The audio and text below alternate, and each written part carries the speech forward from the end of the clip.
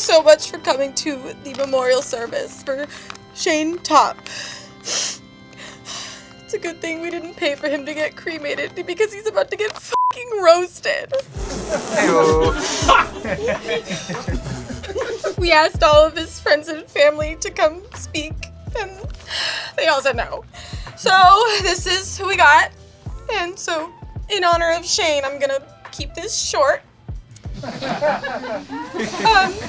I just wanted to get this started with my favorite quote of his, which I'll play for you now.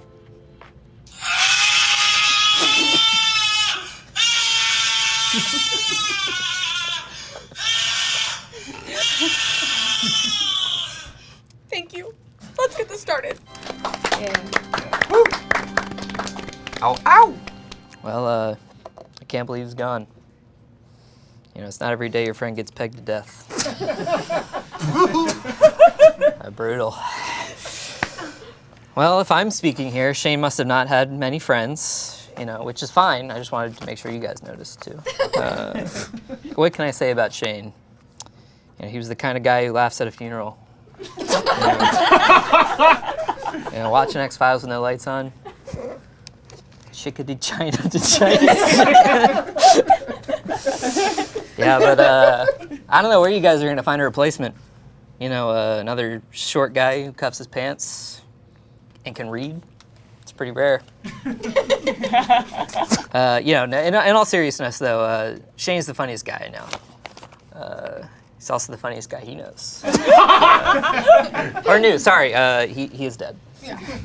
Yeah, Shane, he had all those muscles. And for what?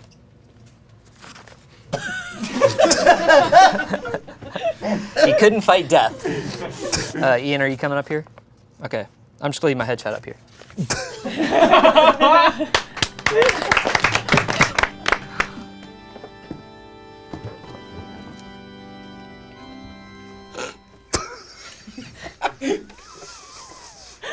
I know a lot of you guys are thinking I'm white-facing, but I'm actually a mime. As Shane's only black friend, I wanted to do a little liturgical mime praise dance. Thank you.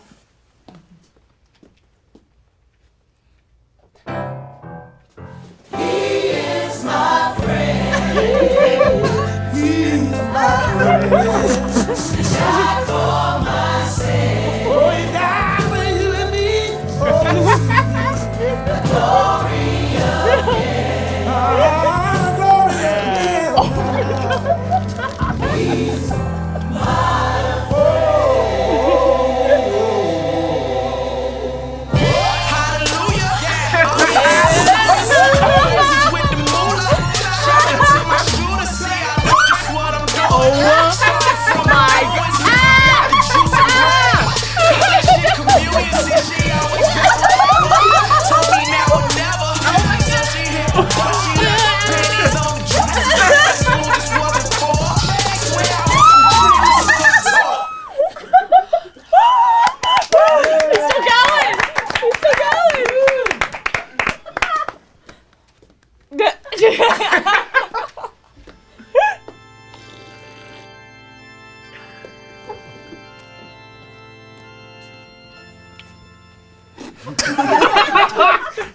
Hi, my name is Damian Haas. From what I can tell, I was a close friend of Shane's. He always said it, but he had like a weird thing behind his eyes. I didn't really believe it. A lot of people have said some messed up things about Shane today. But I can't roast my dearest friend. Not because of how close we are, but I've always looked up to him. If I was like sitting down and he was on like a platform. So instead of roasting him, I'm going to be honoring him by singing the music that is gone with him. I will be doing the traditional Top Family 21 Screams salute. I ask for everyone's silence and absolute seriousness. Okay. But if anyone could help me keep count, that'll also be helpful. Mm-hmm. Ah! Ah! Ah! Ooh! Ooh, ooey! That was just one. Oh! Ah! Ah!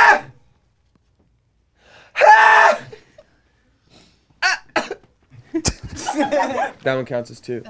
Okay, we're at 11. Oh! Ha! Ha!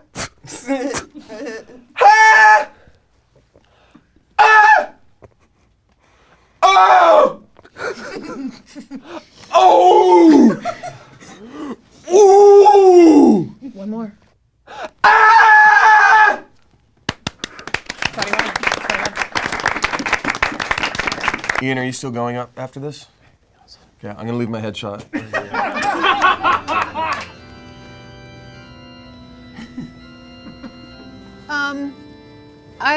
I'm here. It's I have Shane's termination paperwork. No, this is a funeral. This is I should say something. On July 6th, 2015, Shane interviewed with Smosh. He was charming and personable. He showed potential. Ian was intimidated. On November 9th, 2016, Shane had a meltdown when someone stole his tolling shoes. He was sent home early. August 2nd, 2017, Shane files a complaint against the coffee maker for being racist. March 10th, 2017, Shane recommends Damen to join the cast. Ian was intimidated. April 12th, 2020 and July 18th, 2020, Shane requests PTO for his 2 different birthdays in the same year. Neither was his actual birthday. On July 9th, 2021, several employees recounted that they saw Shane crying in his car listening to driver's license. Shane came into work late. He said there was traffic.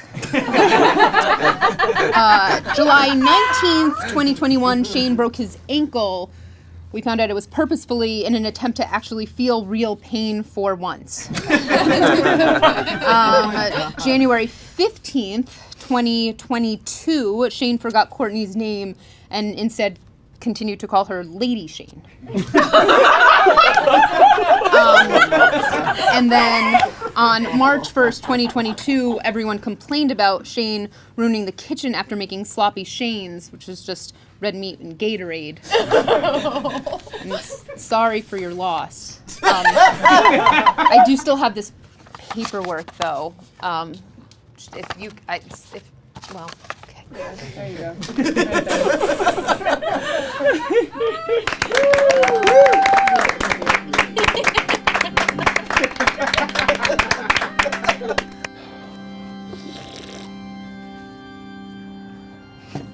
I have some words I'd like to say. I didn't know Shane Top very well.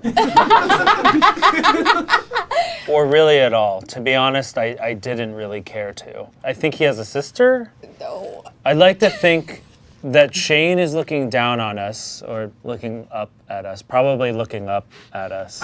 Yeah. And he would all want us to know one thing. That Smosh has a St. Patrick's Day sale and some of our favorite merch. Up to 40% off select items at smosh.com. Oh my god. No. If you'll indulge me, I have a few slogans I'd like to pitch for our St. Patrick's Day sale. Oh my god. Shane was unlucky, but you must have found a 4-leaf clover because the sale starts today and ends on the 21st of March. I'd rather die than be caught without wearing green Smosh merch on St. Patty's Day. Buy a shirt that screams, "Kiss me, I'm Smoshish." It's getting hot in here. Okay. This is our athleisure line, by the way. That's better. It's a sham Shane is no longer with us, but that shouldn't stop you from sham rocking that new Smosh sweater. Oh my god. We have shirts of all sizes, including large, medium, and leprechaun. If leprechaun isn't small enough for you, you could try our smaller size. Shane Top. Trust me, you don't want to be caught dead without this rad Smosh merch. Just ask Shane. Shane did tell me before he passed that his one regret was not buying more cool Smosh merch. So this one's for you, buddy. These are our leggings. Oh my, wow. Good job. They go on so nicely. Good tribute. I can give you. Oh. Censor that. That's great. Really nice. There you go. Smosh.com, the St. Patty's Day merch sale is going on right now, and it ends on the 21st. So right after you're done with this video, go check it out before you die.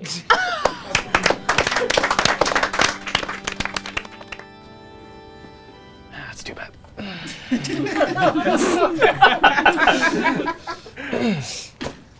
Hello, everyone. No family, just friends, I'm seeing.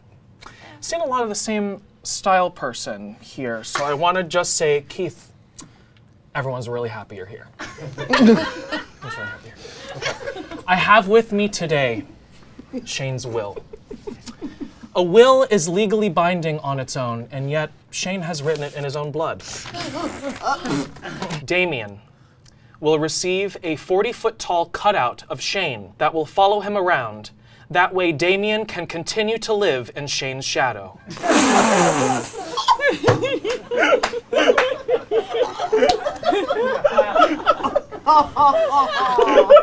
To Spencer, Shane leaves his dying houseplants.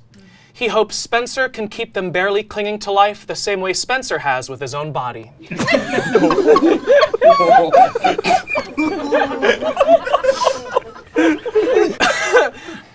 Ian shall receive all of Shane's clothes, which he must immediately donate to the Children's Goodwill. If you take them to the full-size adult Goodwill, you will be laughed at. Yeah. To Lisa, Shane leaves his estate. No, sorry, that's estate. It's one of 50 governmental NFTs. Unfortunately, NFTs will soon be worthless, just like Smosh will be without Shane. Keith shall receive Shane's health insurance. We can figure out whatever the hell he's been complaining about. Yeah.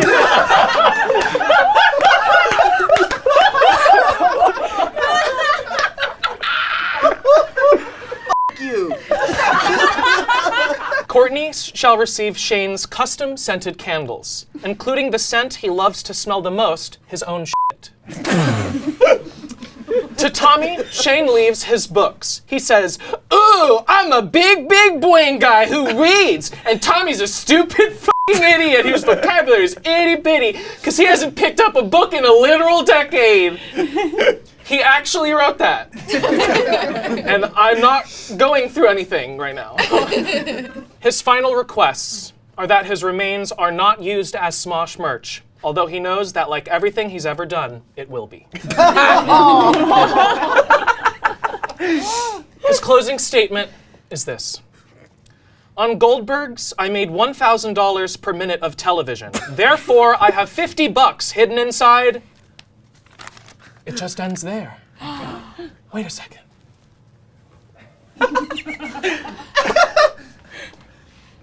May he rest in peace.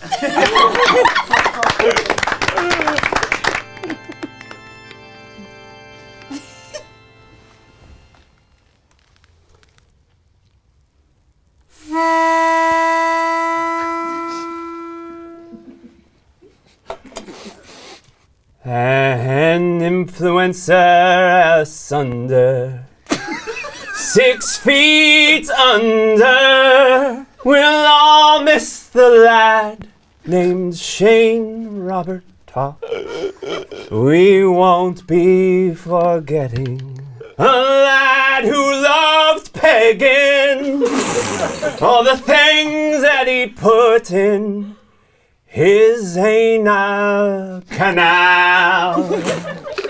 He brought so much beauty to getting pegged in the booty from a strapped-on young lass and a bedroom pal. Now that Shane is gone, let his legacy live on. Won't someone please peg my anal canal? Won't someone please peg my anal canal? Everybody! Won't someone please peg my anal canal? Again! Won't someone please peg my anal canal? One more time! Won't someone please peg my anal canal? Won't someone please peg my anal canal?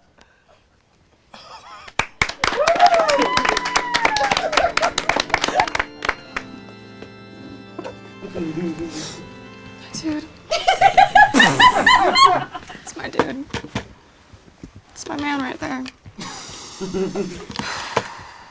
All right. So, as many of you know, Shane didn't physically go to college. He got his psychology degree online, and he struggled so hard and for so long, like so long. And he finally got it after 10 years, and then he died right after, so.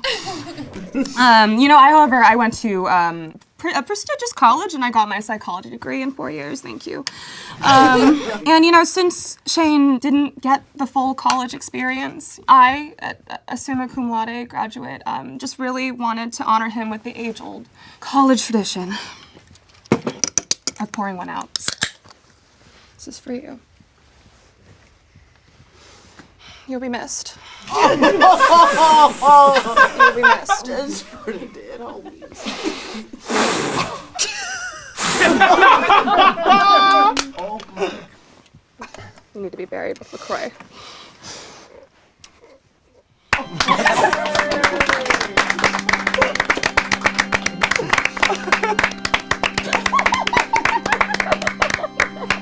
What the fuck? Fuck you guys. Well, thanks. Nah, I love you. Sorry. We said you'd probably be okay with it. Yeah.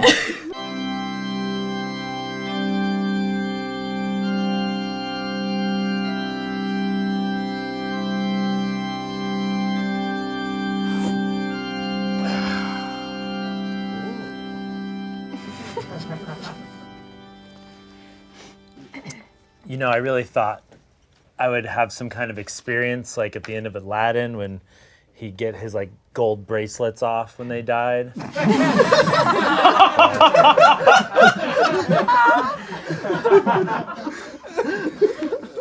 Guess not. Still here.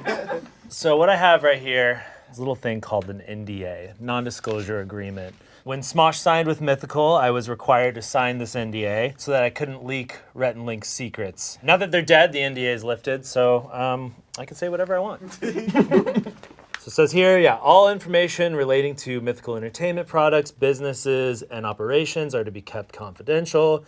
These items are including but not limited to the following. In any formal capacity, Ian must refer to Rhett and Link as Big Daddy and Bigger Daddy.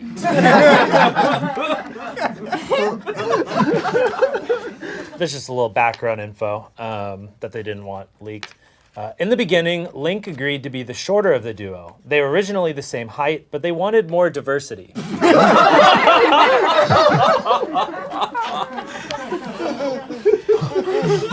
You may use Rhett and Link's toilet, but do not discuss the poop knife. A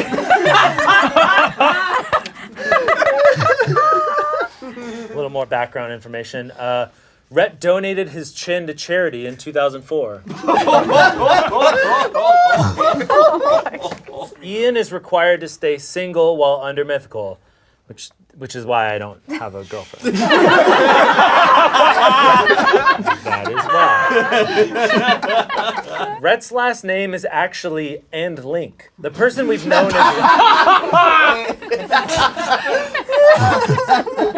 The person we've known as Link is actually Rhett's bodyguard, but only to protect him from not being the weirdest looking guy in the room.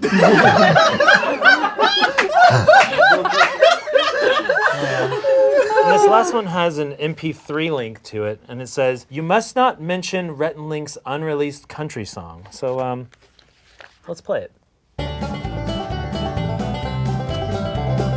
One time we kissed each other's wives.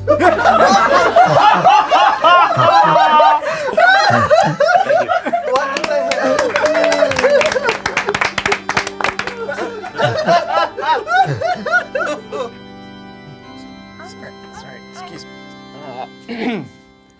Hello, everyone. It's me, Trevor. Before Rhett and Link died, they gave me the passwords to their Twitter accounts so that I could continue tweeting in their honor. And I read through some of their drafts, and I really just think it gave us a great look into, who they are as men. Passionate, loving, and insightful. So I'm just going to read through some of their Twitter drafts for you today. First ones are from Rhett. They call me Arby's, the way I have the meat. That man loves to barbecue. Jesse got me going straight Nutter Butters. Again, that's a man that loves his wife. This next one's really beautiful. Neighbors ask if I got a new dog. How do I tell them it's just me horny howling at my beautiful wife, Jessie?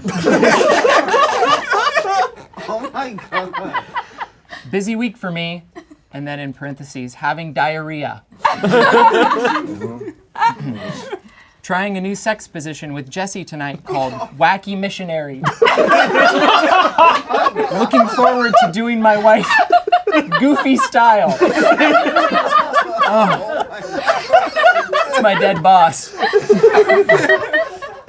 I am in the middle of shooting Good Mythical More, about to take the wackiest thumbnail, and my braless wife brings me a plate of cookie-flavored nachos, not asked for, as I answer the age-old question.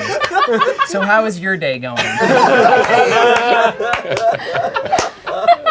This one's just a P, but I would like to imagine that if he were to have finished it, it would have said something like, "Please God, let me get off work early so I can give Jessie sweet missionary." Stop! Stop! Another banger. What a great from Mythical Kitchen. My wife is a talented interior designer. Lucky for her, I'm her interior destroyer.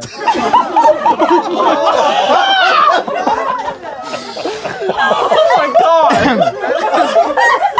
This one is a classic reference to Good Mythical Morning. Jesse McLaughlin, will it missionary sex? Yes! I have to get out of here. Oh. And this last one, just to tie it all up, I'm the Jack Harlow of having missionary sex with my wife. To move on to Link, he didn't tweet as much as Rhett did, so he had a lot of drafts. So I'm just gonna go through some of the highlights. They really put their whole Jamba Juicy into this smoothie. Excited to bust it down sexual style on Good Mythical Evening tonight. Goated with the sauce, perhaps. Just went dicko mode on ham sandwich. Nice ham.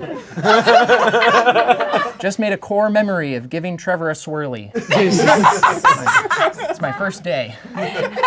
Great. I did not the peanut butter. Okay. It's weird that you have to defend that.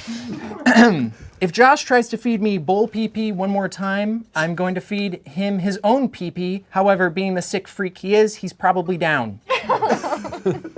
Okay, I did the peanut butter. It's a good one. Just watched a Smosh Try Not to Laugh video. Didn't have to try at all. Dang. And then this last one. To everyone directing hateful comments towards Mythical Crew on Twitter, we kindly ask you to refrain from attacking them on their personal accounts. I berate them emotionally every day, so I got it covered. So yeah, I mean, that's just a look into, what kind of great men they were, and they'll be missed by someone. Probably their wives, maybe. Thank you, everyone.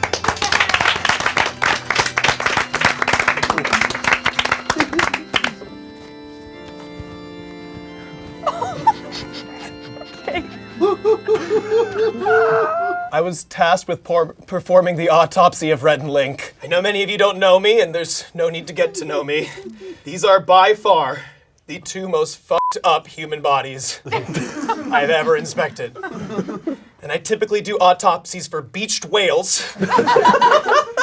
Rhett and Link both have the livers of an 84-year-old moonshiner and the internal intestinal tracts of a 14-year-old gamer. Being in the same room with their dead bodies is technically a biohazard. Nobody should be in this room right now.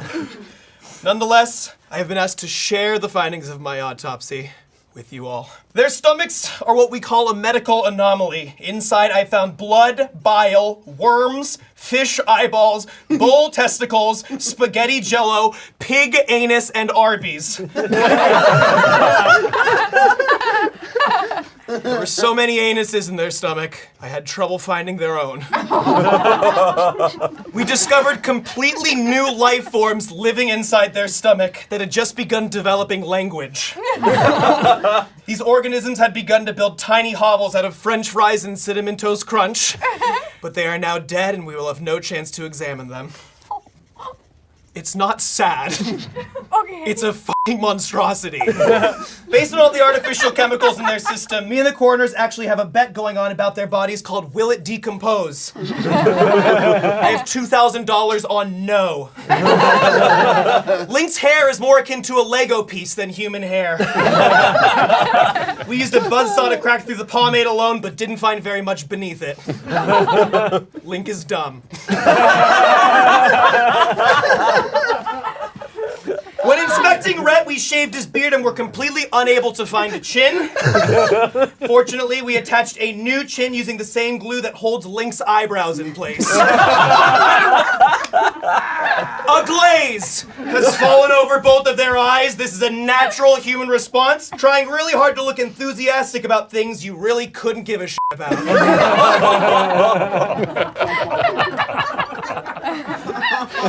We found a tattoo on Rhett's chest that says, "Do not resuscitate, I would do it better myself."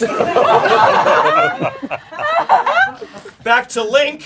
I attempted to find a sample of Link's muscle tissue, but after inspecting his arms, legs, chest, and ass, I found nothing. So I had to collect a sample from his forehead. We did some research and they were both organ donors, but everyone on the transplant list said that they would rather wait for the next one. And while I'm standing in front of all of you today, I would like to let you know is with a heavy heart that I will be quitting my job as a medical examiner. I'm already applying to a job twice as stressful as working in the medical field, being a producer for Mythical. Thank you very much.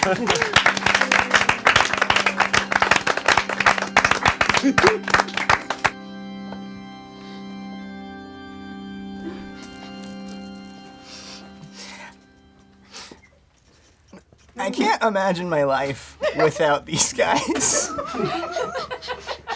They really saw me for me. They are more than just bosses. They were Reddy Pie, Charlie. You're my best friends. You're best bros. You guys helped me grow. Not like physically, but you helped me grow. We just got each other, us three, We had something so special. It's always like you're just ribbing each other like three best bros do, Like, like that time that Rhett made me kiss him when I was dressed as a little prince. It was so special. And then got you back, I gave you little nibbles on your hand when I was dressed as your little vampire. Remember that?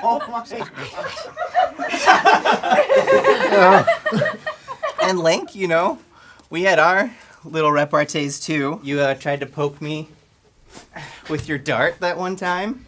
And I feel like you're kind of like trying to send me a little signal, and so... Oh my god. Oh, sorry. I'm getting a little warm as I'm thinking about these moments that we had. So I returned the favor by giving you my little beautiful dulcet tones, right? That's what you called them. When you made me honk like a monkey that one time. Do you remember that? I just feel like no one's gonna really fill the void that the three of us had.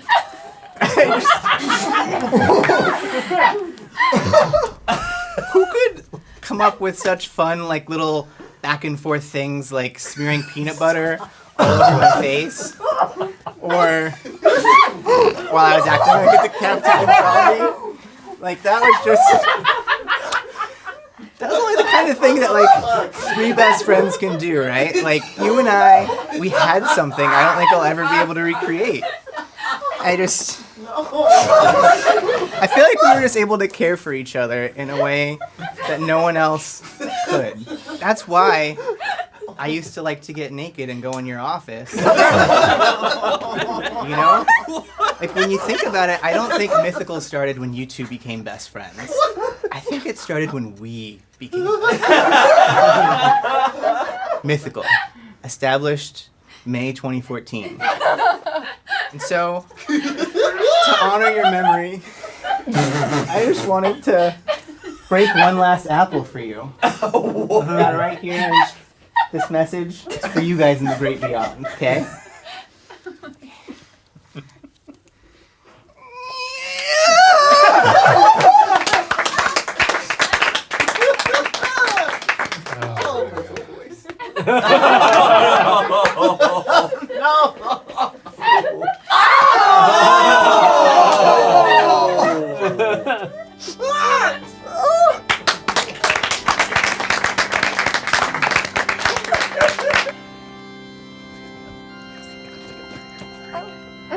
So much bigger in person. Hello, everyone. As you know, I'm here to read the will, and you know that I wouldn't be here if I hadn't established myself in this format.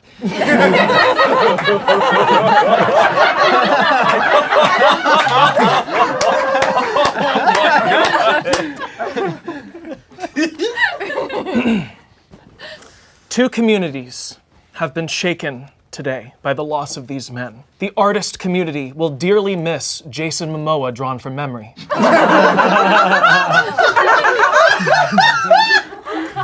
And the political world will dearly miss Rachel Maddow.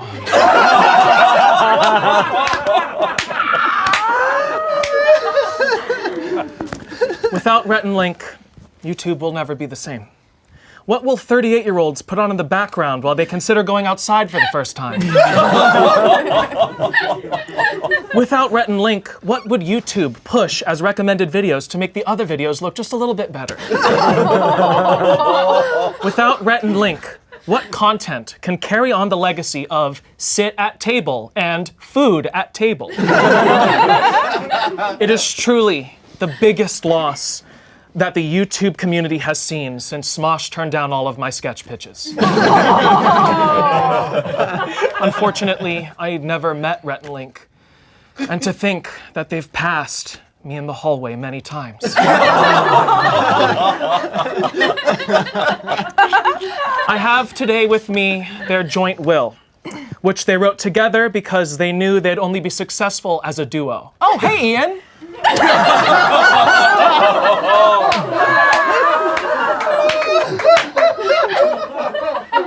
On to the will. Keith will receive Rhett and Link's talent agent because we gotta get you out of here, man. What are you still doing here? Are you trapped? Are you okay? Chase, noted here as, quote, Mythical's Spencer, has been asked to continue his role on Good Mythical Morning as their token some guy. Anything for you two. Trevor, noted here as Mythical Tommy, but with a girlfriend. Or Mythical Tommy, but respected by the place that they work at. Has been asked by Rhett and Link to dunk a breadstick in some Cheeto dust since that's what Trevor looks like. Ian will get the deed back to the Smosh name. Ian, Rhett and Link have some words of wisdom for you. Something they wish they did ages ago. It's never too late to stop. Shane has been asked to open a wrestling match for the Smosh fans and Mythical fans to fight in. They suggest the fight be called WWE ARE VIRGINS. We are about it. virgins. Nice. Courtney has been instructed to put Good Mythical Morning in an airtight Tupperware container to ensure that the content doesn't get any more stale.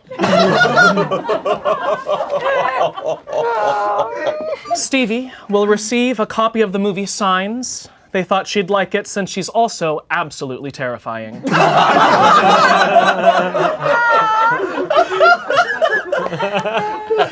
And Tommy will be terminated immediately. That makes sense. Please return your badge, gun, and the IV we used to suck the life out of you. Rhett and Link's final requests are this: that their corpses are added to the background of the GMM set so that they can live on to keep the title of oldest people on YouTube. May they rest and Links.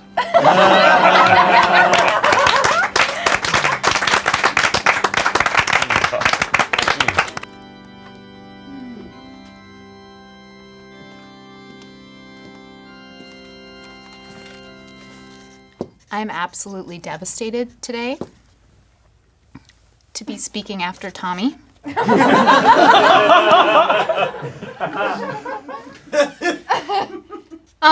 For those of you that don't know me, I'm Stevie. I work closely with Rhett and Link. You may have heard of my work, my ideas, as either Rhett's, Links, or Rhett and Links.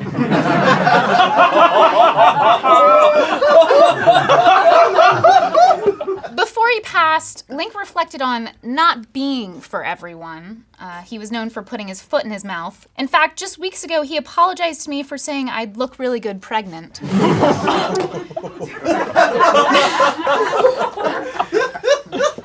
Of course, during that apology, he subsequently told another mythical crew member, Morgan, that he was real good at getting people pregnant.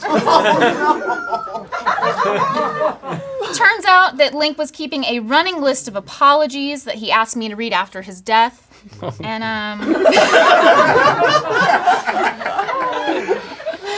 he gave me the list last week, which is really, suspicious. It's like weird. So here it is.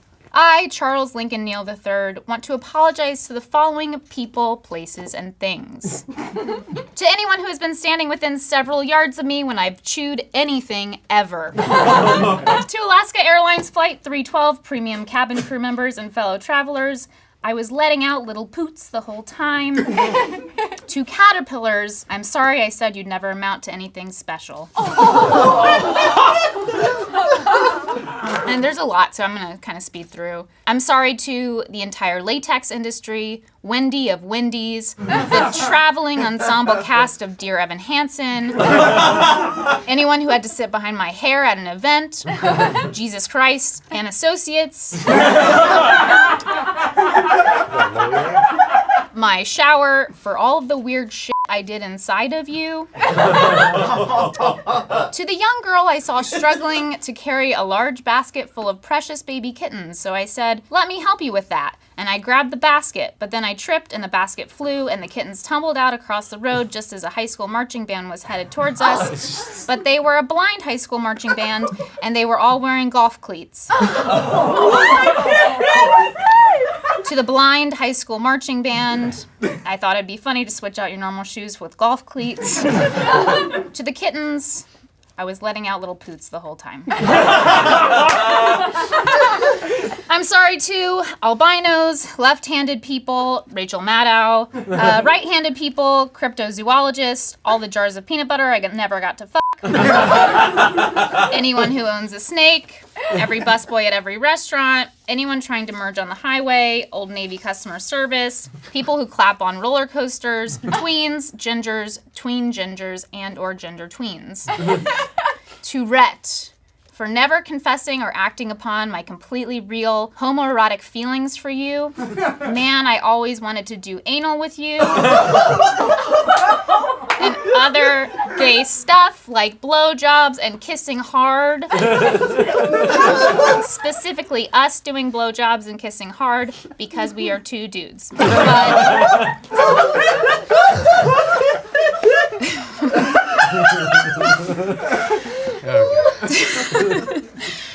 To all women, I'm not sure what to apologize specifically for, but I'm sure when you see me, something comes to mind.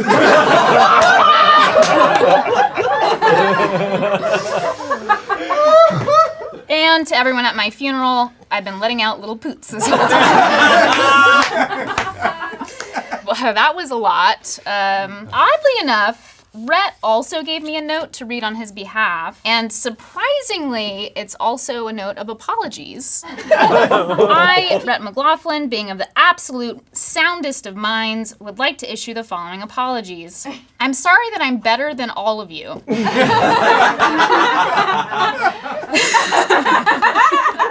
I'd like to apologize to the younger generation who could not see me continue to prosper as the Michael Jordan / Tiger Woods / Tom Brady / good baseball player of taste test videos. I'd like to apologize for this video that you're all currently watching because it's not as funny as it could have been without me being able to speak. And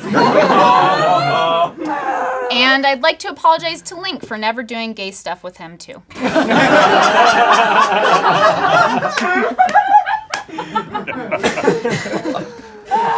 For the record, I am not apologizing, nor will I ever apologize to cats, people who attended community college, and the city of Rochester, New York. Goodbye. I'm gonna miss talking at each and every one of you. Bye, guys. Apologies accepted.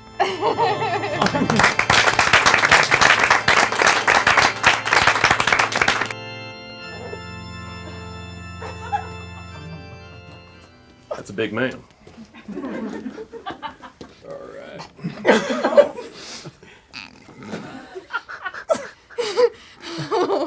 Hold on. Howdy, y'all. I'm Merle Haggard.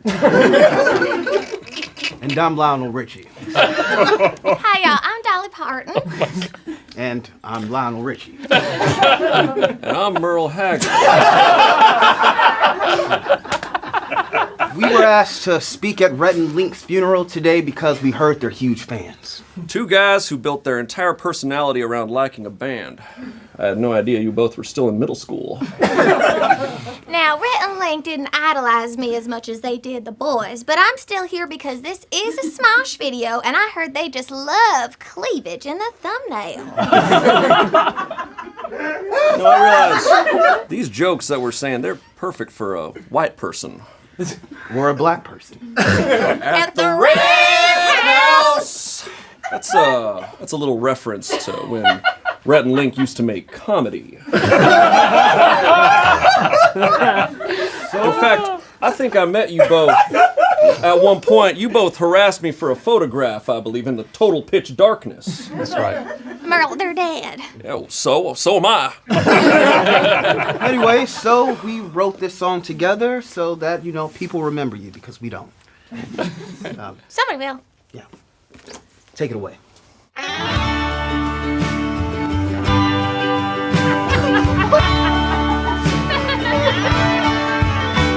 They told us two legends have been laid to rest, but we looked through your channel and we're not impressed. I worked hard as hell and made 38 hits. All your hard work just gives you weird shits.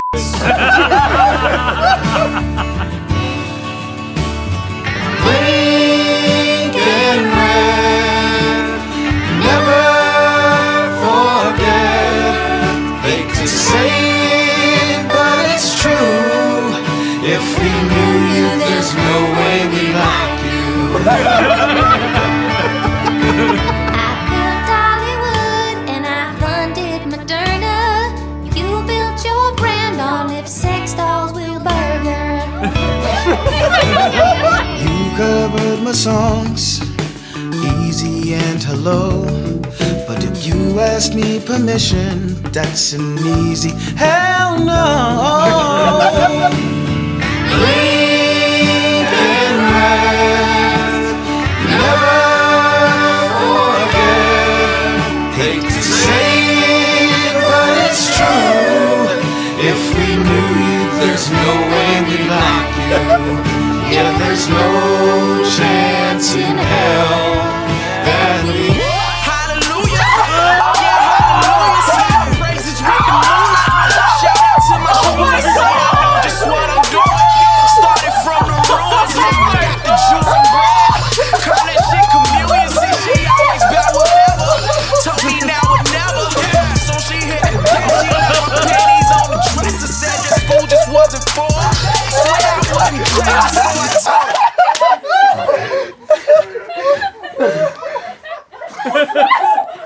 Are we demonetized yet? I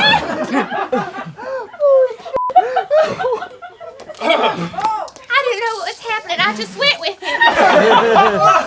This is just what I wear. Wow.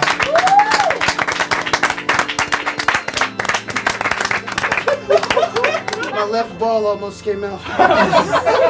It's the last time I'm doing that.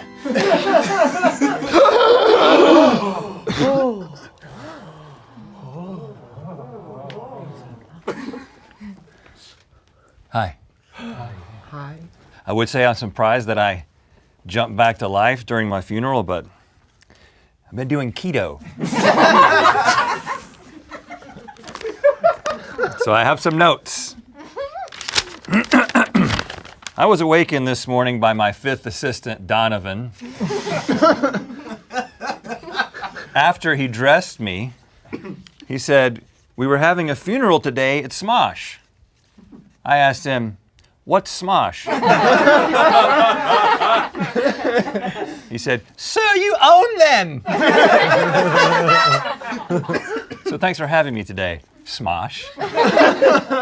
You know, I always assumed that I would have my own funeral.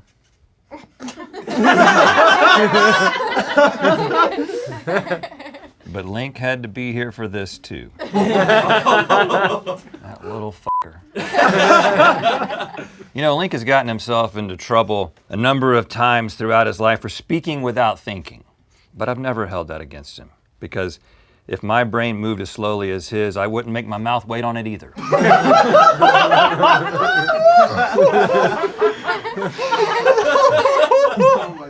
But you know what? There's a lot I'm gonna miss about Link.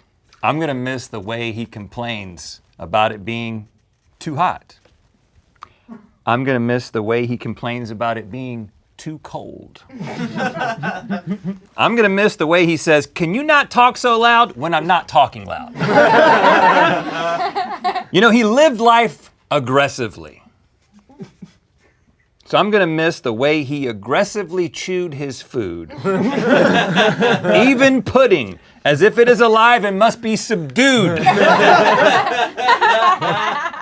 I'm gonna miss the way he aggressively applies lip balm every hour on the hour like he's waiting for a kiss that's never coming. It's not gonna happen, man. Oh my God. I'm gonna miss the way he aggressively slurps from his giant ass hydro flask that he carries around with him at all times, like he's in one of those high school classes where you're learning how to take care of a baby, and it's like the hydro flask is the baby.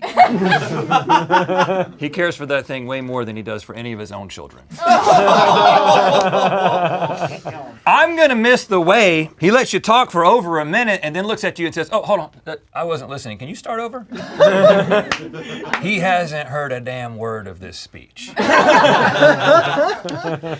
gonna miss the way he meticulously picks food from something he's eating, like a tomato on a burger, and then offers it to you. That's not how it works. It's not that I like tomatoes so much that I want tomatoes that come from your burger that you pick off of your sandwich with your damn hands and then offer to me. That doesn't make any sense. And if they have food in heaven, he's gonna do the same damn thing in heaven. So you know what? If they do have food in heaven, send me straight to hell. I'm really gonna miss him. I'm gonna miss Link.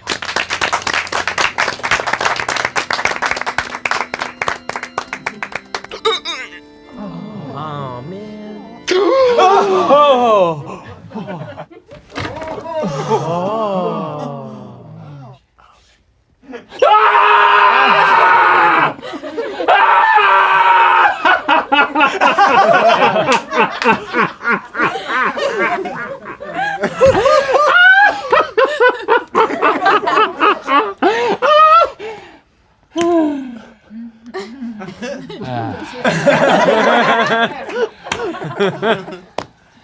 I did it. I outlived his ass. Was not prepared for this at all. I can't believe he's gone. I can't believe that a person could die from thinking that they knew everything. You know, so much of my life has been experienced with this guy, you know, the vast majority of it. And so now that he's gone, there's a gaping 6'7" hole in my life, right where a 6'7" asshole used to be. Seriously, I don't know what I'm gonna do without him. I mean, think about it. Since first grade, we've done so much together. I mean, how am I ever gonna eat a meal without him saying, "Are you gonna eat that?" How am I gonna learn random trivia bullshit that nobody cares about? Like just last week, he told me, you know, I think my dog comes from a line that was bred in ancient Egypt in order to pleasure Egyptian princesses. What am I supposed to do with that information? What was he doing with that information? I always admired him, and I'll always admire him for his drive. This guy lost his virginity to a mattress. And the mattress said he apologized way too much. I wasn't there for that. It was 2 mattresses.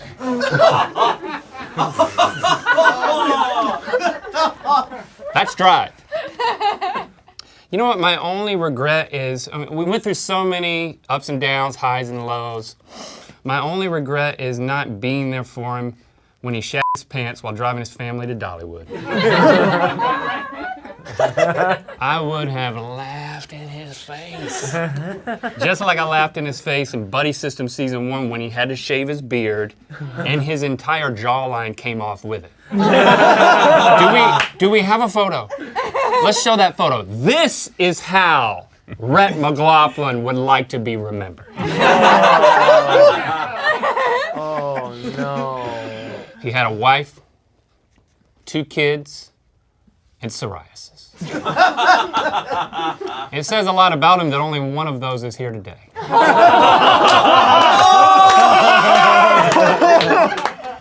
But you know, he never complained about his psoriasis because he was too busy constantly complaining about his long-ass back hurting.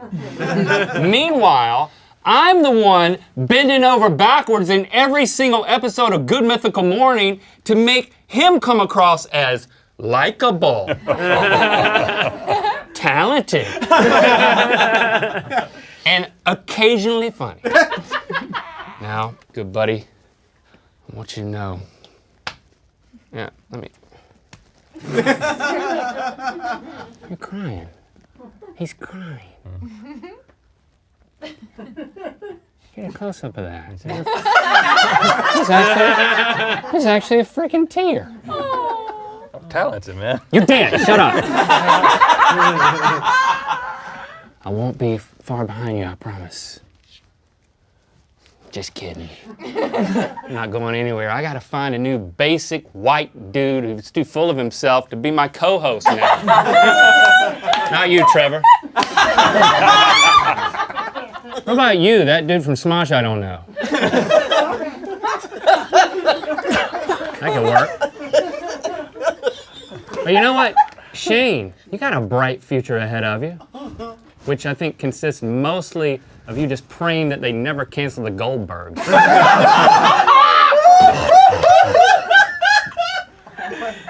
Could be Ian. If not, it could be, well, who's kidding? I mean, I know you do it, Ian. All right? But if I ever look over at you and you're closing your eyes saying, "Oh my God, you're so funny, Anthony," it's over.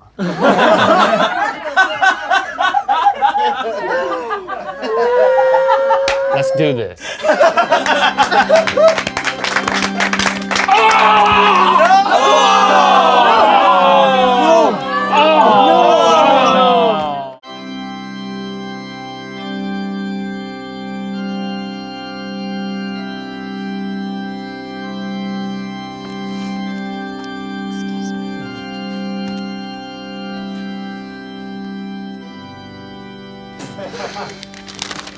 Tis I, the bondage librarian at this funeral. Turns out I didn't die. It was just gas. And it will always be just gas. Thank you for attending the funeral for Olivia Musway. Olivia didn't say what to do with her remains, but we'll see what remains with her after this roast. We're hoping this funeral will be short and sweet, but like all of Olivia's Try Not to Laugh bits, it's probably going to be long, confusing, and uncomfortable. Oh, got him. We were hoping some of Olivia's more famous friends could join us, but they said they were more like acquaintances. Before she died, though, she did leave me with this really sweet voice message. Let me just get it out of my phone. Oh, shoot. Give me all your money!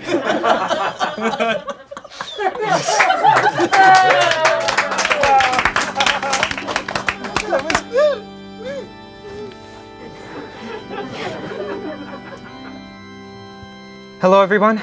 I know today's kind of a strange day. I think we all knew it would come, but not this soon. I mean, let's be honest, if we were betting, we all thought we'd be here for Keith first.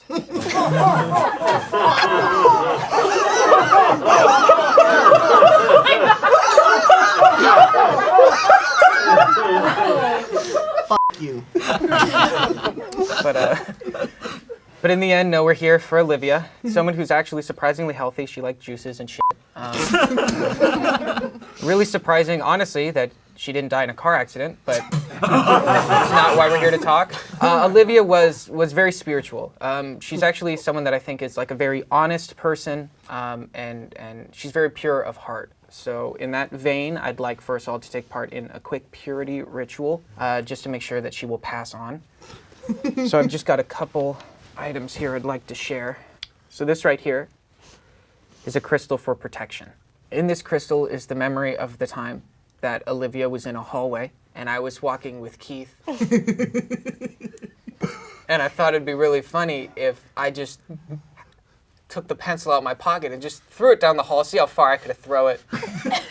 And the pencil so perfectly hit the ceiling and then bounced off at the right angle to hit Olivia at the top of the head.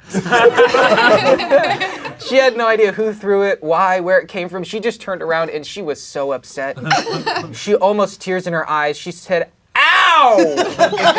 Why would you throw that? That could have hit me in the eye." She was mad, and Keith and I laughed. We laughed so hard, Olivia then got mad at Keith for laughing, which helped me not have any blame. So in this crystal is that day that we laughed, Olivia, so thank you. Okay. This next crystal is for patience. Now this crystal is imbued with the memory of the time that Keith and I were having a very personal debate about whether we believed Rihanna or Beyonce was truly the best.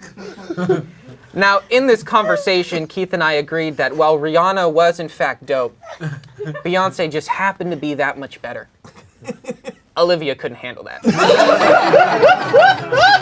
Olivia, who was minding her own goddamn business, decided it was just too much, and she exploded at us that Rihanna was in fact the better artist. Here is the patience that you show Keith and I every day when you deal with our bullshit until you can't any longer. So just protect you. Finally, this final crystal right here. This is just Himalayan salt to help the humidity. The dead body. So. Yeah. There we go. Now, as you can see, decorated about here is a lot of Olivia's unfinished snacks and beverages that we find littered about. So if you can all take the single fruit snack I gave you. Now, all together in memory, I'd like us all to take the smallest possible nibble of this fruit snack we can.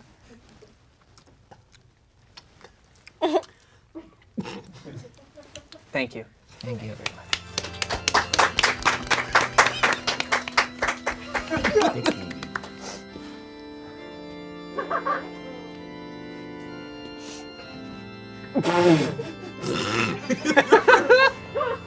Hello, Olivia.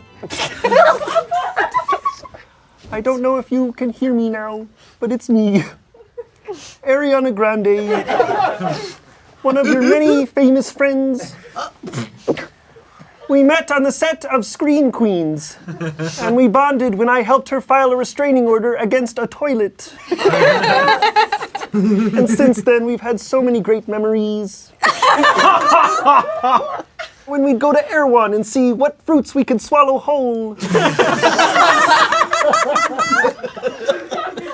Sometimes we would go to Six Flags and ride X2 and unbuckle ourselves halfway through and just hold on. Sometimes we'd go to our favorite escape room, the Getty Center. And we'd spend days trying to Getty out of there. God damn it. I hate you. I'll miss you, but I must confess I have a secret. All of these years, I have not been who I've been saying I am. It's been a disguise. I don't know if you'd like me if you saw who I really was, but I have to now. I have to reveal who I truly am. I hope you will forgive me, and I hope you will like me.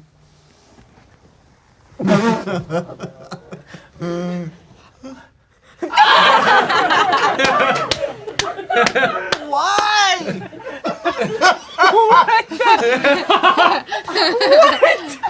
Quiet, please. That's right, Olivia. It's me, Kermit the Frog. Kermit! All this time I've been inside this skin suit, pretending to be Ariana Grande, doing an impeccable impression. I'm sorry for lying to you, but I love you, Olivia. I felt we always had a rainbow connection. That was genuine. Goodbye.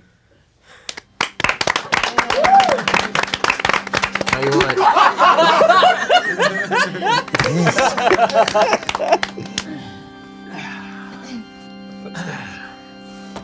Hello, everyone. So, she's dead. You know, after I heard she died, I quickly drove to her house to try to steal as much furniture as I could. She has very nice furniture at her house. And among that, I found a joke book of hers. I don't know if you guys know this. Olivia started doing stand-up recently.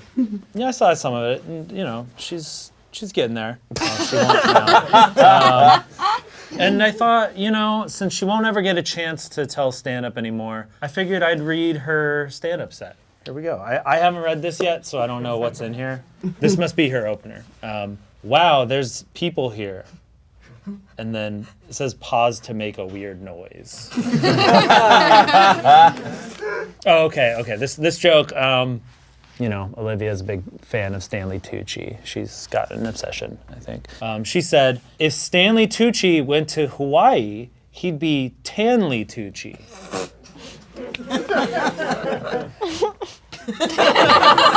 Okay, this next one is just various noises that she wants to try out.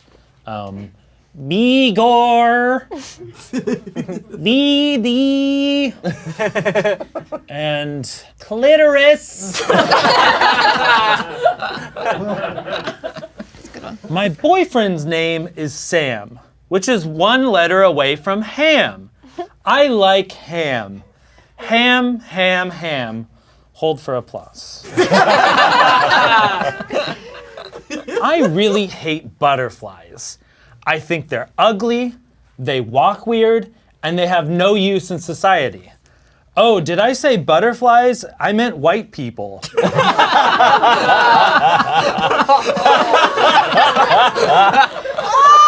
I can't believe she said that. I can't either. I can't. If anyone ever made fun of my mom, I think I would kill them. That's not a joke, that's just a statement that she wrote. Sex is cool, but have you tried defeating ISIS? I haven't, but I plan to. In the meantime, I'll keep having sex, I guess. Oh my god. Whoa. Okay, this is just a naked picture of Stanley Tucci. It's actually a drawing, a very well drawn picture of Stanley Tucci naked. Okay. Show I'm just gonna pass. Okay, there's another one. There's another. It's all just drawings of Stanley Tucci naked. That's awesome. Oh my god. No! My boyfriend's name is Sam Lerner, which is ironic because I guess he never learned that I'm cuckoo banana. I'm a bit of a foodie. Like, for example, I really love pizza. Wait, did I say I love pizza? I meant to say I hate white people. I think it's probably better off if we just bury this joke book with her. Mm-hmm. Yeah.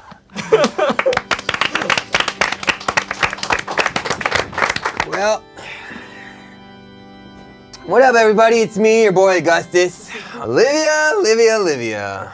I always knew one of us would go first. My services were needed today, not for Yelp reviewing, but acting as a sin eater. That's right. Though Olivia may be small and light, she is plump with sin that she has gathered through her life. I will be eating a meal today over the corpse to take this sin into my own body. I'm already too dense to rise up to heaven, so I might as well make sure you've got a clear path. Garçon, bring in the meats and grains. Thank you very much, Garçon. One day I will learn your name. All right, what we got going here? First, we're gonna set up. Don't want to get anything on your nice single tracksuit. And endless supply of new shoes. There we go, it's a little picnic. I'll be reading out a list of sins here as I eat the most heavenly food, spaghetti, directly over her body. Oh my god. What the fuck? Oh, y'all are about to see something fucking weird. All right, here we go. Oh my god. Sin number 1. Olivia was responsible for crashing the housing market. Which is what she calls driving her SUV through an unoccupied subdivision. She cheated on Erewhon with a supermarket chain that I'm not wealthy enough to pronounce. Many of you may not know this, but she is addicted to prescription glasses. She didn't prepare for Try Not to Laugh once, and then every other time after that.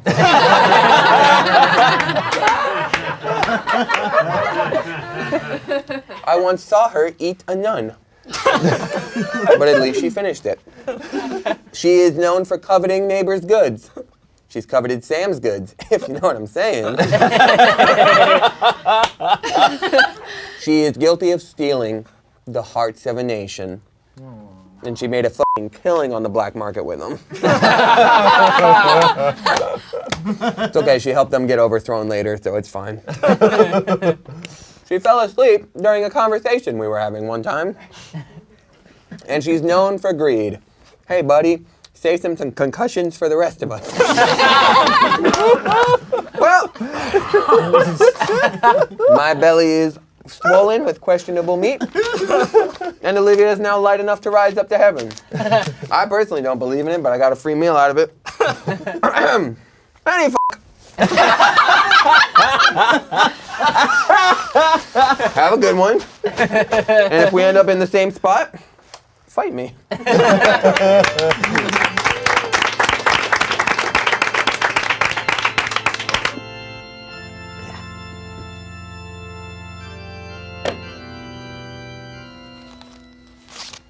can't believe Olivia's gone. I never got to meet her hot mom.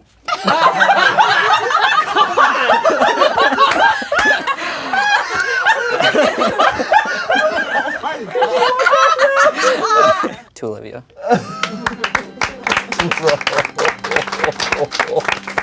That was really good.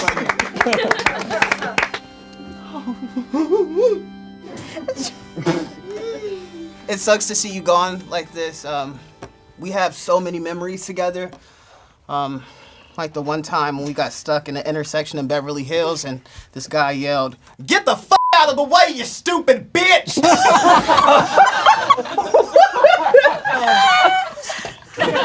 I'll never forget that, and I'll never forget the song you made, "Life's a Party, You're a Boy." That's okay because you're meeting my mom. My mom doesn't care. Life's a party, you're a boy. Okay. So I decided to make my own version. I hope you like it, and I hope you can hear me from heaven. Love you, Olivia.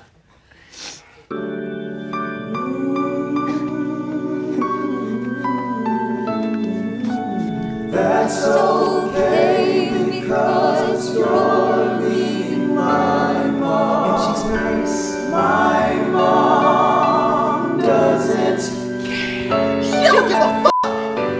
Life's a party, you're a boy. Life's a party, you're a boy.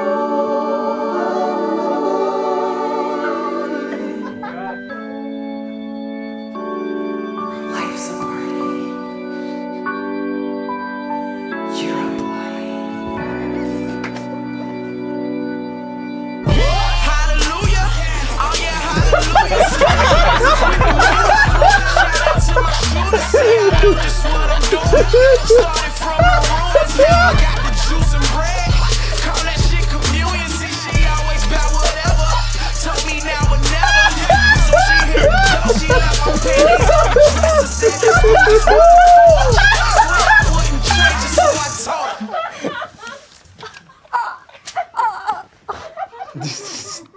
Thank you.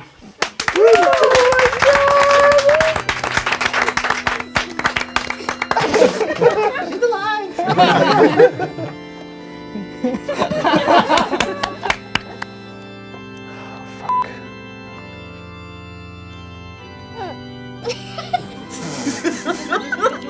Do you mind if I slip into something a little more comfortable? Yeah.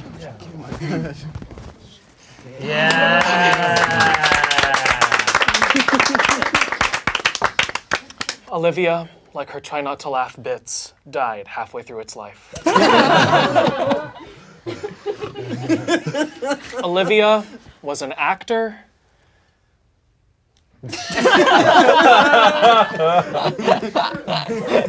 As always, I'm here to read the will of the deceased.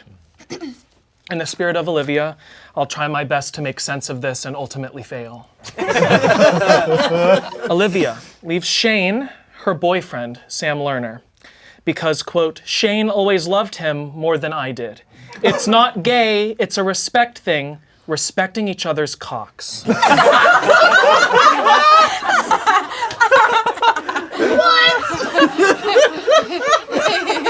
No! Olivia leaves Tommy and Olivia doll so he can finally hang out with Olivia like she said we would.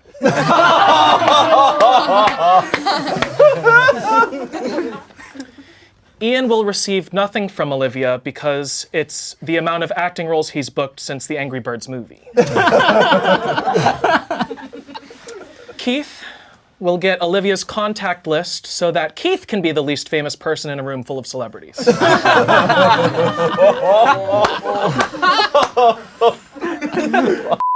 Damien, Olivia leaves a pendant that's very dear to her. She cherishes your deep and meaningful friendship and loves you very much. Never seen them talk to each other before. Weird. I haven't either. Noah. No. Noah will receive Olivia's brain so that Noah can have a pituitary gland that actually works.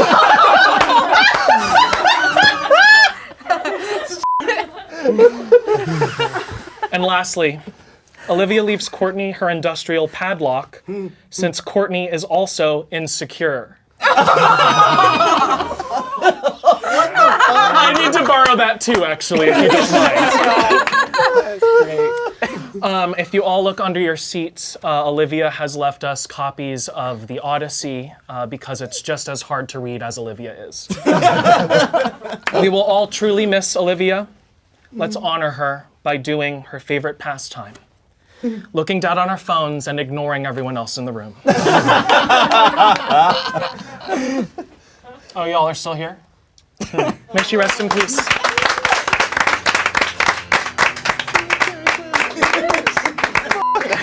Holy shit. This was making me sweat.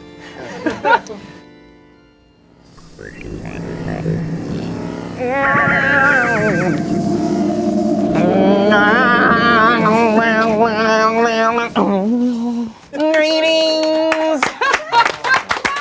I am an alien from planet Sway! Olivia's home planet! You may recognize me in my human form! A comedian that your boyfriend knows and that you talk to maybe once or twice. You don't know me that well, but we mourn the loss of Olivia Sway. Sway. Sway, we cry using our last name, Sway. You see, Olivia was sent to planet Earth to capture the illustrious Sam Lerner. So we can kiss him? We want to kiss him so bad! You see, on planet Sway, we love ABC's The Goldbergs. Season 2 is our national anthem. You were sent to capture. He's supposed to be dead. You were sent to capture Sam Lerner, but he captured your heart, which on planet Sway is located in our cold, empty, vacant eyes. Sway. We all do that.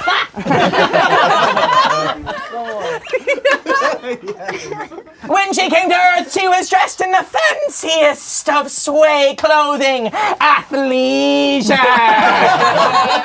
And when she landed, she became the most famous actor Planet Sway has ever seen. She originated such roles like in Monk as Pirate Girl, or CSI Miami as Korean Teenager. A true credit. Look it up. Look it up. Oh my God! Yes! We miss her so, but honestly, I don't know how you guys didn't figure out she was an alien. She doesn't really know how to drive human automobiles. Crashes 45 times. She also always says, I'm a dog. You guys feeling this? You guys liking this? She says I'm a dog because for the first 20 years, she didn't even check what body she was in. She thought she was a Pomeranian. She gets Caesar salads, but then doesn't put cheese or the dressing on, which regular humans call a big plate of dry leaves. But we miss her, and we will mourn her soul, and her soul belongs to us. So now, I will conduct a ritual to absorb her soul and take it back to planet Sway. Here we go.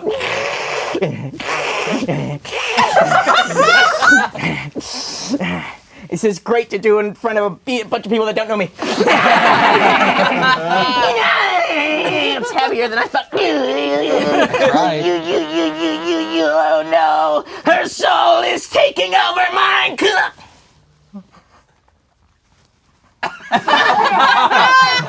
I'm a dog. Wait. Does anyone go to Erewhon? I got her soul. Thank you. Goodbye.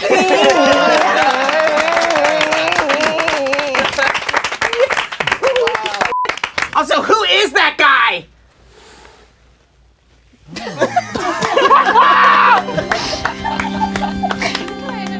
Am I alive? Oh, I I would feel so sad if I died and never see you guys ever again. Oh, ooh, I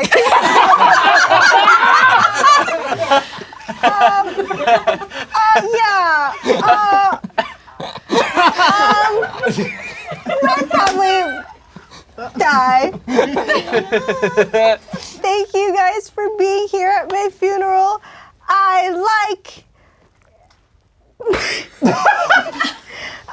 was gonna say I like white people, but then someone told me not to say that. I love my friends, and I have to go back to Planet Sway now.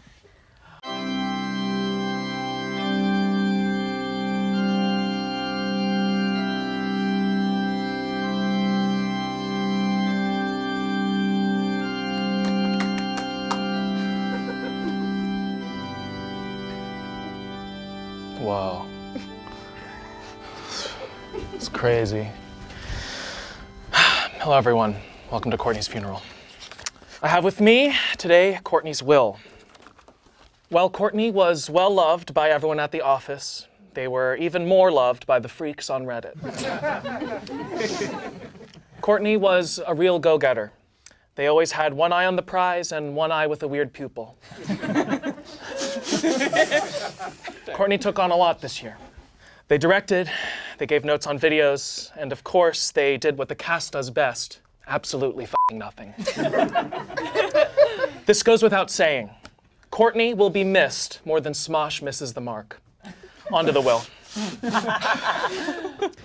Kimmy will receive a final paycheck from Courtney, as she will no longer be Courtney's understudy. Thank you. Kimmy will also receive a fridge, since Smosh always gives her Courtney's leftovers. It's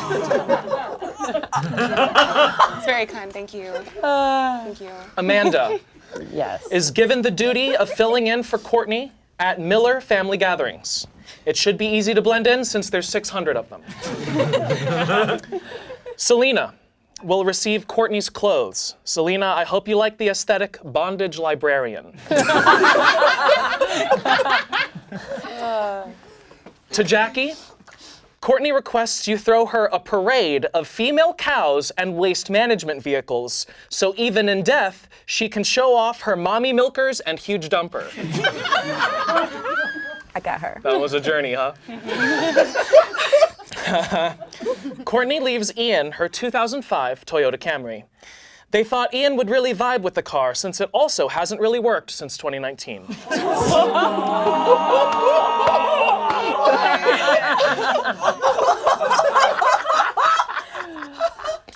Courtney gives Tommy all of their costumes and wigs. They hope with them, Tommy will create even more funny characters that the writers will ignore. Courtney leaves nothing to Shane but this message. They were elated that Shane had come back to life, and they hope he can do the same for the Smosh main channel.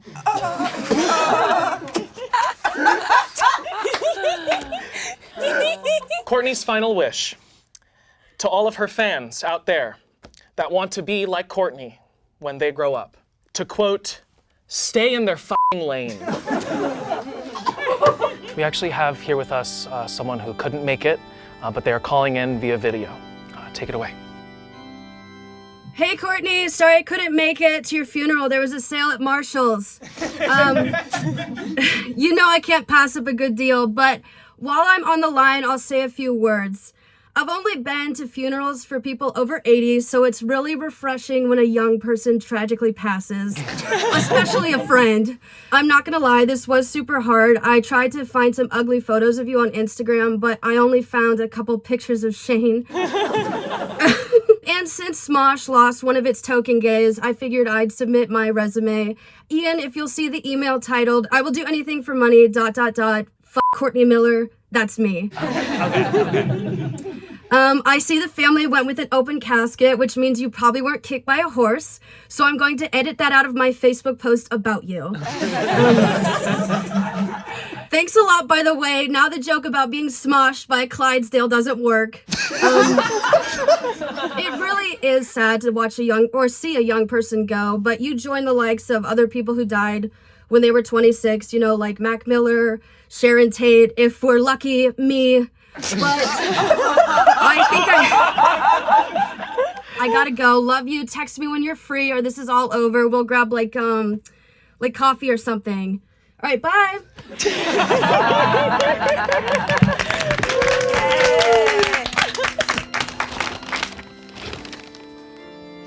My bitch.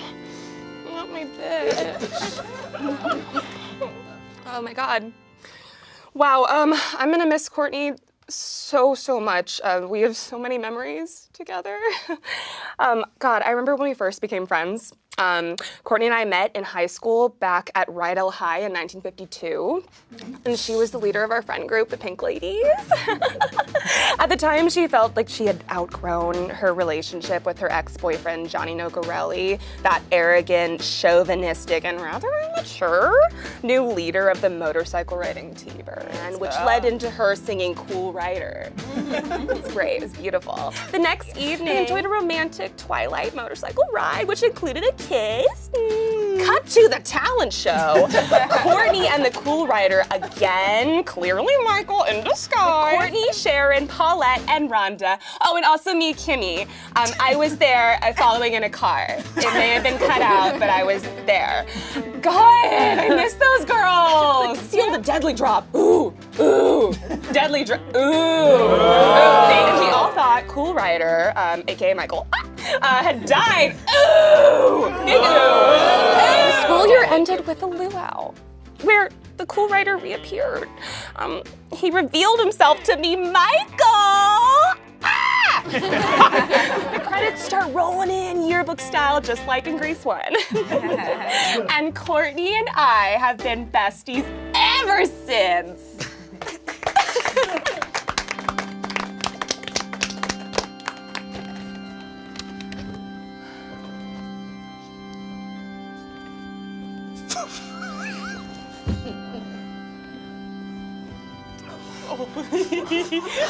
I've been searching for you. Can't believe I didn't catch you in time.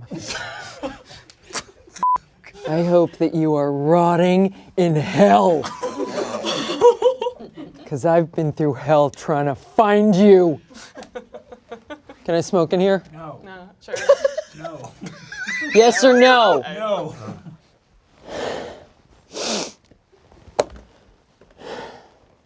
My job as a detective is to hunt down serial killers and dangerous criminals. You were my hardest case. Because this one got personal. You ripped an explosive burp in my face at a Dutch Brothers in Sacramento in 2008. And you walked away like it was nothing. Like I was nothing. I refuse to believe that an internet micro-celebrity, Courtney Miller, would so callously burp in somebody's face. I haven't slept in 13 years because of you. I lost my gun and badge because of you. This is extra. I was doing my job. I was doing my job! I saw you walk into a Sephora to buy makeup to put on the corner of your little eyes that you do. So I followed you in to Sephora without a warrant. The owner came back and shot at me and my partner.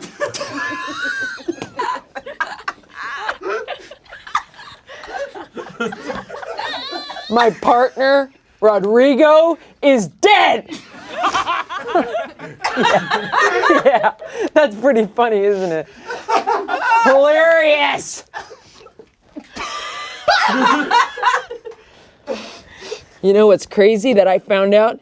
You didn't even buy anything. You just used the free makeup and you left. His blood is on your hands! I'm also super divorced because of you. My husband said, "She's so beautiful. Leave that poor girl alone." And I said, "Eat my ass! For once!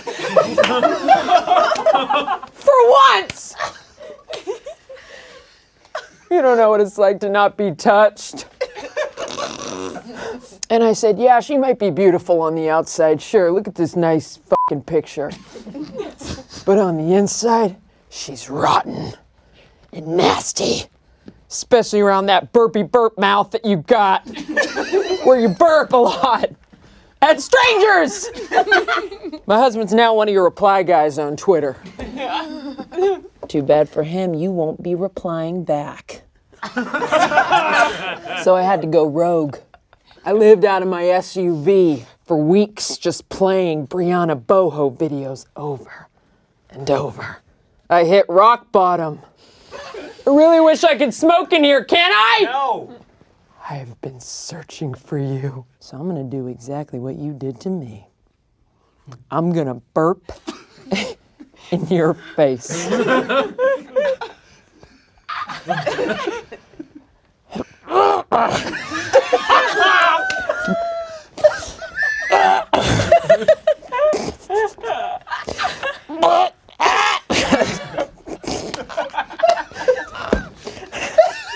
Do it! Just do it!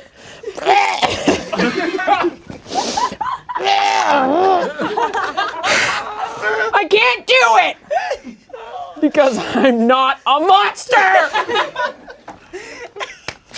I'm out of here.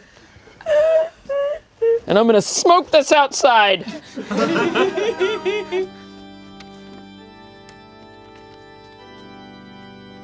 My condolences.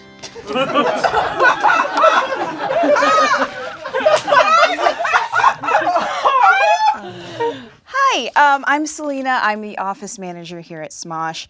I actually didn't know Courtney very well. I mostly just had to tell her to stop parking at the handicap spot. But I know she was beloved by her loyal fans, so I put together some things people have said about her online, and I'll read them now. Too hot to be so goofy. At Co-Mill, stop hiding your feet. We will find them eventually. Courtney Miller probably stank, but in a hot way. I'm jealous of girls like Courtney who are confident even when they look, sound, or act gross and dumb. Courtney Miller is just not funny. It really sucks. Wait.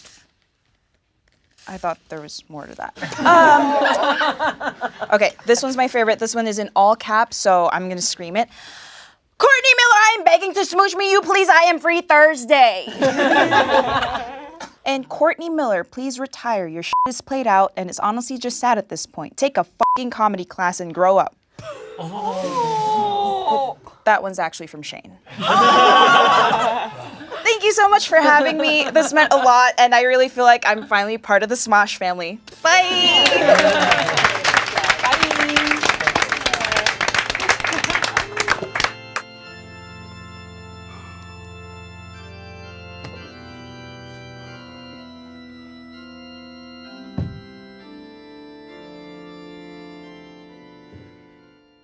Yes! Fuck yes! It finally fucking happened! Yes! You're finally fucking dead!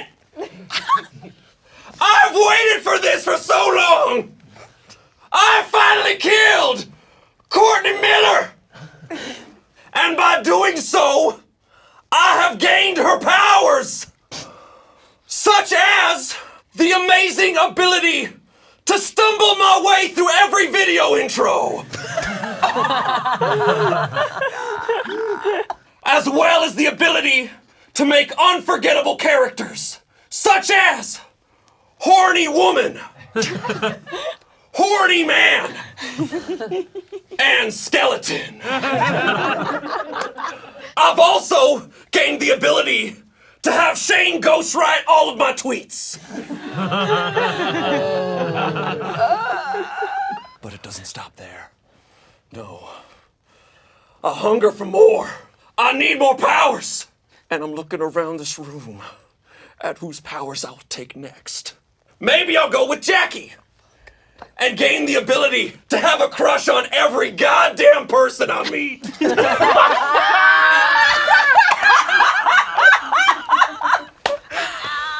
The ability to become become the human embodiment of the freeform channel.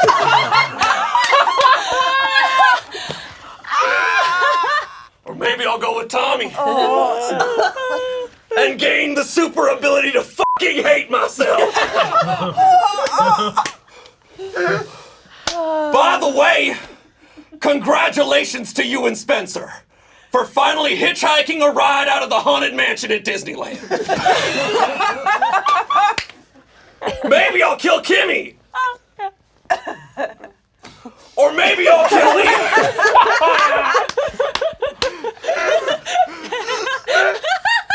Gain the ability to bum everyone the fuck out. With those powers, I can make all of my therapists emergency dial their therapists. Maybe I'll go with Amanda. Gain the ability to look like shit, smell like shit, talk like shit, just all around be a piece of fucking shit.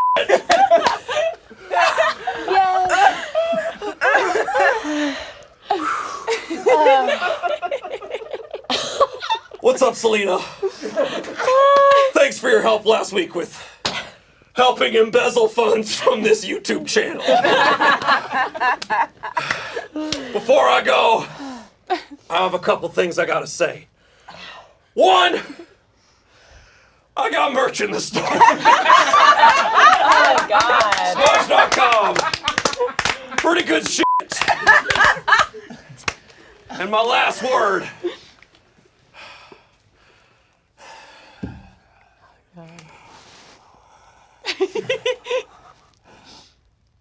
Basic.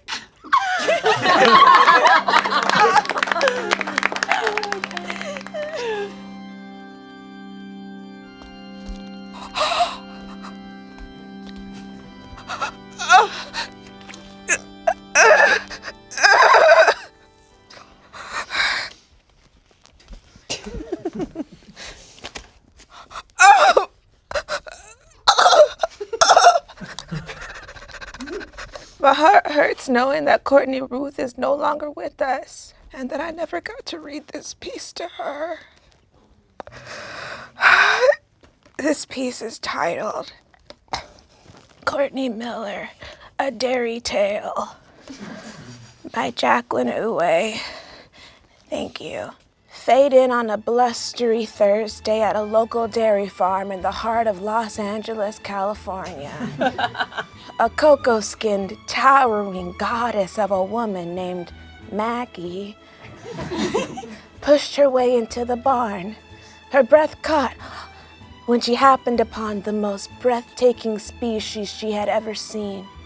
Not a cow, not a goat, but a medium height, roughly 5'5" cornucopia of a woman.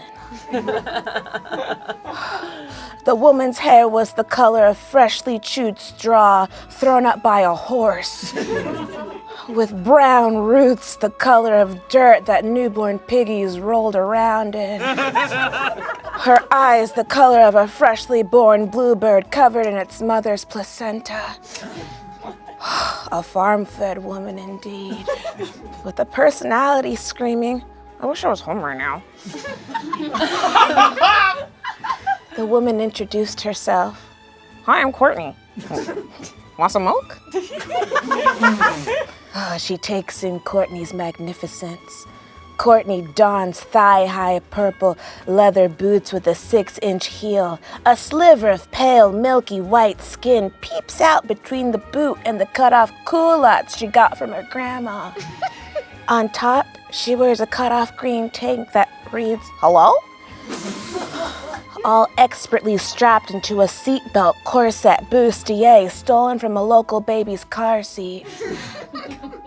Overcome and overheated, Mackie starts to choke. Courtney slaps her across the back, flap, flap, flap, to help her find her sweet release. Mackie passes out. When she comes to, she's in an identical seatbelt corset bustier, purple thigh-high leather boots, and a cropped tank top that says, goodbye? What's that sound? To her right, She sees Courtney's cow-cut hair through the window, bobbing and weaving in perfect time. What is this angel up to now? She finds Courtney on the porch, churning butter like the rent is due. Up and down, up and down. She works to create the most luscious cream east of the Mississippi. Courtney looks up at Mackie. Why don't you sit a spell? And gestures to the churning station she already set up for Mackie. Mackie sits down on the wooden throne. Follow me.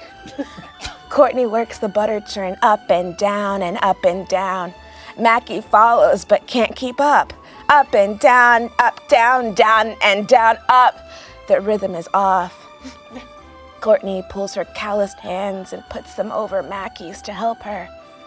Down, up, churn, churn, churn. Thwack, thwack, thwack. Fade to black. End of cold open. This is my TV pilot I wrote. If anybody is in the industry, I feel free to take a copy. Rest in peace, Courtney. I put my headshot on it.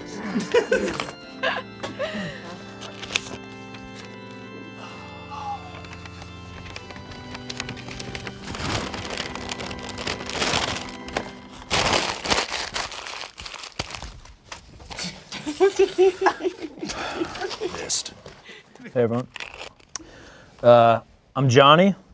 Some of you may know me as the guy that Courtney was obsessed with. I'm her crush from middle school. It's kind of a big deal to her. You know, when Courtney died, I was really kind of bummed because she was my fallback. She was like my fallback's fallback. But, you know, I always knew I can count on her if I ever got really desperate. So anyway, her dying was really a benefit for me because it gave me inspiration. As you all know, I'm a musician, so I made a song. You could have been my makeout girl. I could have been your makeout boy. We could live in a makeout world and play with all sorts of makeout toys. Your desperation pushed me away. You were a nerd, but I was cool. Now that you're dead, you won't hear me say, I wish I kissed you on the last day of school. Courtney, 6 feet under, crying in the rain and thunder. And it's Johnny and Courtney for never. Johnny and Courtney no more. Johnny and Courtney for never. Dying's what exes are for. I'm sitting alone so late at night, eating Carl's Jr. chicken strips. Then I got a call, you took an angel's flight. I cried into all my dips. Carl's Jr. has amazing dips. Barbecue and also ranch. We could have been the perfect pair. I guess we never had the chance. Courtney, 6 feet under. Chicken from Carl's Jr. And it's Johnny and Courtney for never. Johnny and Courtney no more. Johnny and Courtney for never. Dying's what exes are for. Everybody now. Johnny and Courtney for never. Johnny and Courtney no more. Johnny and Courtney for never. Dying's what exes are for. Dying's what exes are for.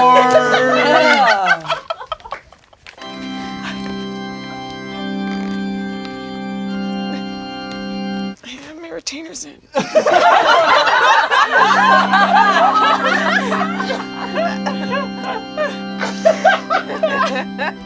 Who the hell are you?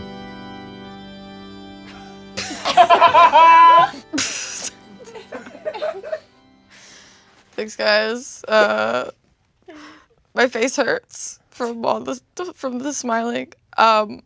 Before I died, I did what many people in my DMs have been requesting, and I finally started an OnlyFans. It's filled with just crazy nudes, and I'm leaving the login with you guys. The username email is iansmosh@yahoo.com, and the password is... God damn it. Damn. That sucks.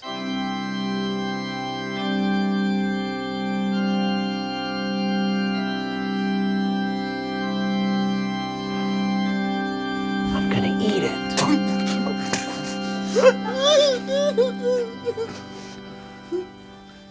What's up, guys? It's me, Noah Grossman from 2016. You probably recognize me from my show, Put in My Mouth, and the hit Smosh series, Part-Timers. The show where I literally f*** a ghost. Nobody remembers it? Well, at least I didn't get paid for it. This is weird, so, what's up, Sacramento? Wow. Oh my God. Smosh is still around. That's crazy. And I'm still here. We must have like double the amount of subscribers by now, right? I mean, this place is awesome. This studio is so cool. Courtney, I love how you've rearranged the place.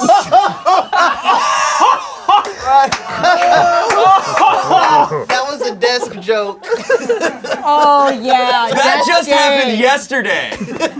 Olivia, you're still here. I thought you'd have run out of gas by now, like you do on your way to work at least twice a week. And Keith, you look healthy.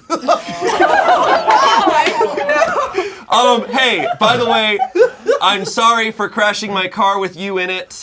I promise to never get in a car accident ever again from here on out. It's never gonna happen. Ian, hey, it's nice to finally meet you. Anyways, this is a bummer. Not because I'm dead, but because of clearly how I lived for the past 6 years. I guess I never hit puberty. I look like I started turning into a werewolf, but stopped 5% of the way in. Did I go to a music festival and dunk my head in a trash can? Where'd I get my clothes? Forever Alone? Man, this sucks. I guess I gotta send off with one last thing that we all do in 2016. Justice for Harambe.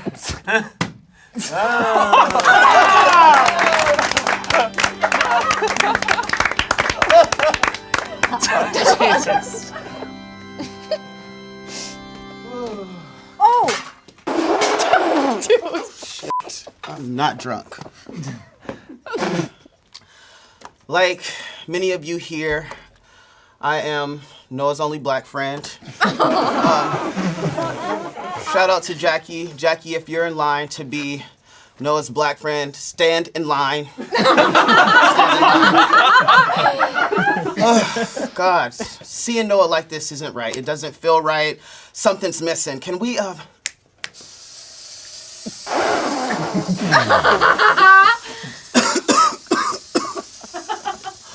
Woo! That's more like it. Okay, now that we're relaxed, everybody relaxed here? Courtney, you look relaxed. To be totally honest with you guys, I'm glad he's dead. You know, now I don't have to worry about Noah telling me how bad life sucks. Like, I'm a black man with cancer. I know this shit sucks. I'm also glad that he's dead because now I don't have to get into another car accident. You know, the doctor straight up told me that if the cancer doesn't get me, a car accident with Noah Grossman would. He is stage 5, bad driver. And speaking of car accidents, I'll never forget the first time we got into an accident. It was a crazy day. We had been working all day, busy. We're stopped at a stoplight, and I think we were like listening to R. Kelly on the low, and Noah just started dancing, and he closed his eyes, which prompted him to put his fucking foot on the gas.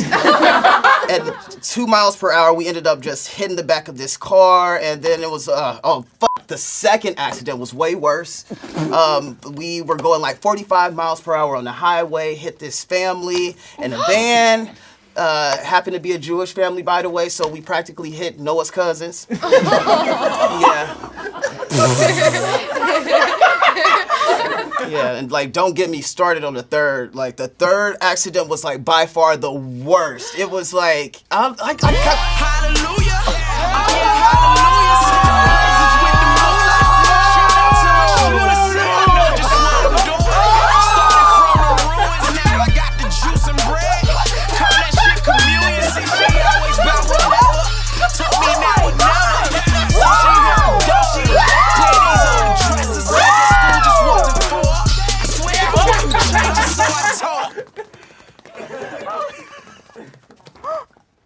Thank you.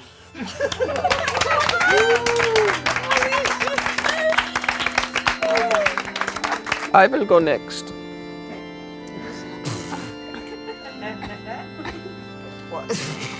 Hello. My name is Wolfgang Amadeus Cox Arquette Love Hewitt. You may all blame me for the top of Noah as you see before you. For you see, I was his hairstylist for a long time. Oh my God. Noah was a source of a lot of things for me. Both my rent and my nightmares. My greatest source of creativity and my greatest source of chemical burns. No!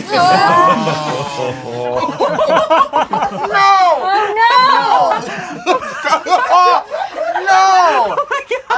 I have more bleach in me than an anime from the 90s. This guy knows what I'm talking about. What can I call Noah other than a human mantis shrimp? Because he sees more colors than the rest of us combined. Oh my God! As I try to reach in my pocket for my notes, I am stricken with unbelievable pain. Oh no. But it is nothing compared to the 3 a.m. calls I would get from Noah. He would just pick up the phone and say something like, green, and I'd hear a voice like Tiffany say, please come back to bed, and he says, I have to do this. I have to do this. And then so would I. Noah paid great money.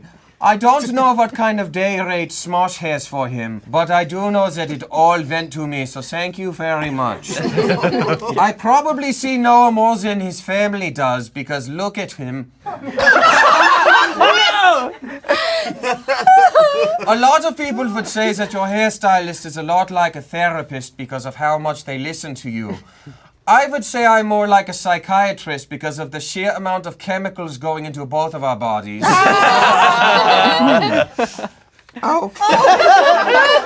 Oh. Here is a list of the styles Noah has asked me for between the hours of 1 a.m. and 7 a.m. at the drop of a hat. The Fruity Pebbles. The Infinity Gauntlet. Fruit Stripe Gum. No, they made it different in the 90s. Look up the one from the 90s, and I want that. The Joker, but like a teen drama. The discontinued Pepsi Clear. The concept of refracted light. In edible arrangement. The Eye of Sauron. And a hyacinth macaw. I had to look that one up. Noah asked one more thing for me before he would be laid in the ground. And that is one last style of his beautiful, fucked up hair. I will honor this now. Oh my God.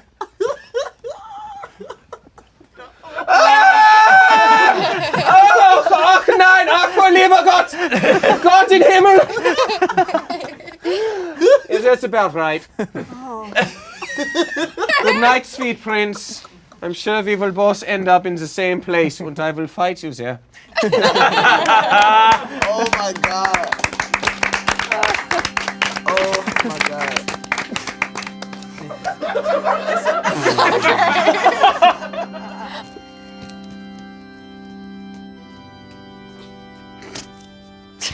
I can't.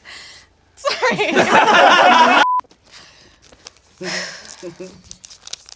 Noah Grossman, the skinny legend.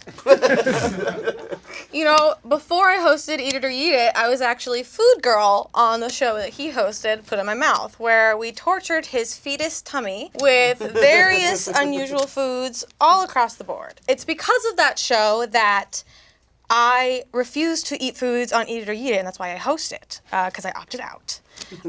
So today, I'm going to honor his bravery by eating a bunch of the foods that he's had to eat. What? And I'm going to describe them in the very unique way that he always has. Oh no.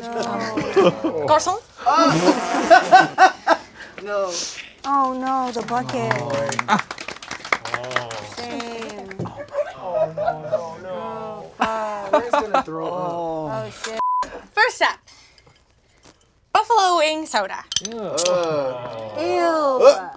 Ew. No. Oh, this tastes like what I imagine the bottom of Shane's fridge tastes like. Let's see next. Oh, a classic. Habanero pepper. No! Oh my god, this takes me back to Spicy Marg Nights with Ian when you do that weird burp talk thing. You do that. She's so brave. That's. Ooh. Careful around the eyes. Crickets. This is disgusting. Oh, this tastes like what it must feel like to be old. So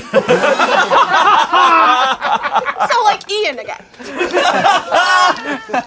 Oh, next we have some malic acid almonds. No! Oh, no! Court, no.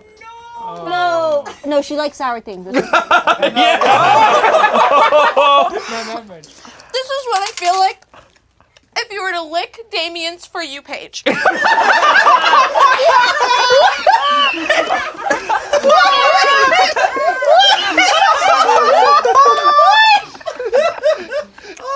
Oh! A lot of sensations happening in my mouth. Oh my god. Oh my god. Anchovy paste. What? No! Oh. What is this? Oh! Court, no. Oh! Oh my god.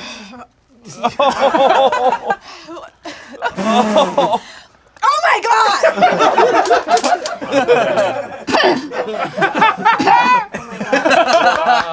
Why did you do this? Why did you do this? Oh, because some weird producers at Defy contractually made you do it? Okay. So I just need to wash it down. No! You're so cool. I wouldn't want to end this bit without a classic. A true classic. Because nothing says put it in my mouth like a seasonal treat. So I'm just going to eat this.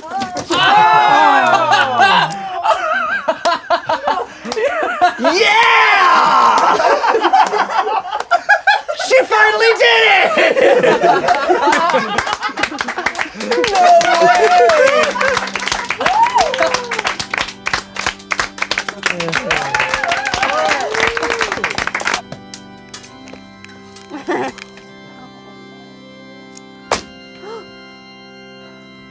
Can't believe he's dead. Actually, I can. I'm sure the U.S. government had nothing to do with it.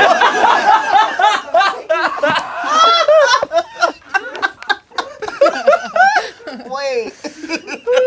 Hello, you don't know my name and you never will. I'm off the grid. But Noah and I had a conspiracy theory podcast where we were exposing the truth. Oh my god. We were ready to expose every U.S. government secret. And now look at him. So, before I am disappeared, I'm going to reveal some of Noah's conspiracies that he never got a chance to tell the world. Now, these are all of his theories. I was merely an accomplice. Oh my God. So these are some of the theories that he had about himself. All right, his first theory was, I'm in a Truman Show type situation, which is why nobody invites me to things after work.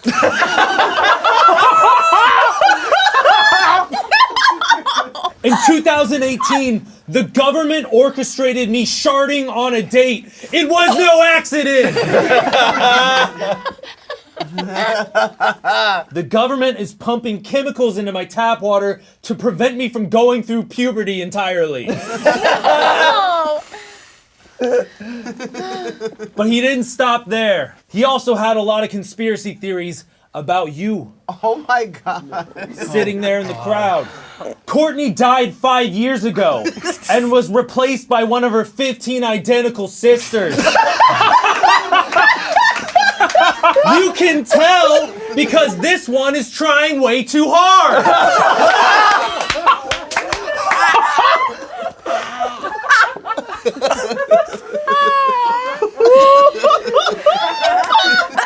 Damien doesn't actually like anime.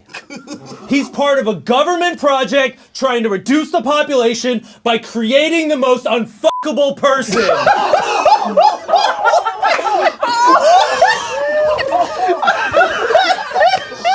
Wait. Hold on. I'm dying. I'm dead. This is crazy. Oh, don't think you're out of the woods. Because he theorized that Olivia hires people off the dark web to crash into Noah so he'll get in more car accidents so she won't be considered the worst driver at Smosh. I know Tommy's no stranger to roasts, but he's also no stranger to some serious accusations. Tommy is a sleeper agent, but he hasn't been activated because his trigger word is, we're adding you to the Smosh main cast.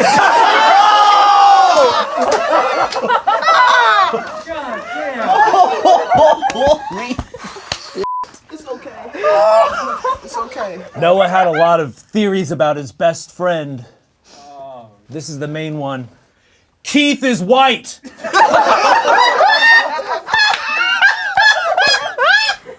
We don't know. We don't know. Look it up. That's all I'm saying. Do your research. Do your own research. Yeah, you're not getting out of this one. Shane. That's your real name. The moon landing is fake because they filmed it on Shane's forehead.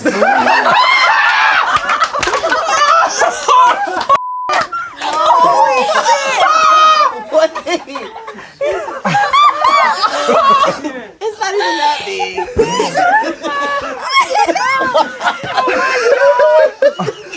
So, I'm gonna do Noah the courtesy that he would do me if I were to die. Oh my God. And that is, take the government's brain chip out of his head. No! Get him! Oh, no! Oh my God! No, they have to know the truth! They have to know you won't take me alive! No! Wait! There's one more thing that the government doesn't want you to know about. It's that Smosh is having a live ticketed event June 30th. It's a live stream show. It will be the best show you'll ever see. Everyone's gonna get drunk. It's gonna be amazing. The link is on the screen right now, or you can click the link down below. Oh no! No! But it's gonna be a great live show. Oh wow! Oh my God! That was insane. Oh, this is so sad. Noah and I are not very close. However, we have had a few interactions that are usually text messages, and I would like to share my favorite. Oh no. Oh, God. Noah, are you on your way to the office? No, I just woke up. Fuck.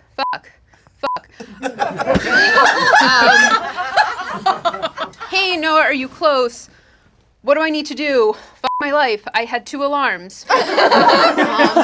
Hey, Noah, are you coming in? Lisa, I feel so bad. I'm buying a normal alarm clock because my phone has betrayed me. There were no curses in that one.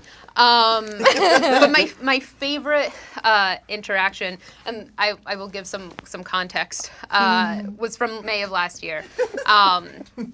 We'd all just gotten vaccinated. Do you remember this time? So my group of friends, wanted to go out. We were gonna go big. We were planning. We had rented a theater, and we were gonna watch Too Fast, Too Furious because we are also timely. Second, my best friend's name is Nora Grossman. So I sent this text message to Noah. Hey girl, happy Mother's Day. What's your drinking plan for the week? Ideally, I take off until we go to Palm Springs, but Brian and I, that's my husband, we're going to a restaurant for date night, so I'll probably work out and drink that day. And then I'm not going to want to be sober for Too Fast, Too Furious, so maybe I'll do a shit ton of edibles. Yes! Noah wrote back and said, sorry, Lisa, wrong number.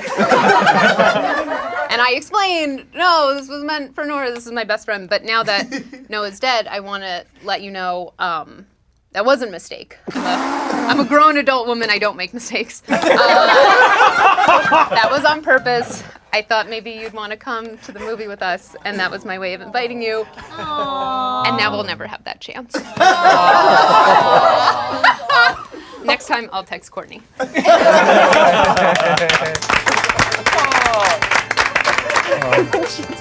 harder and harder.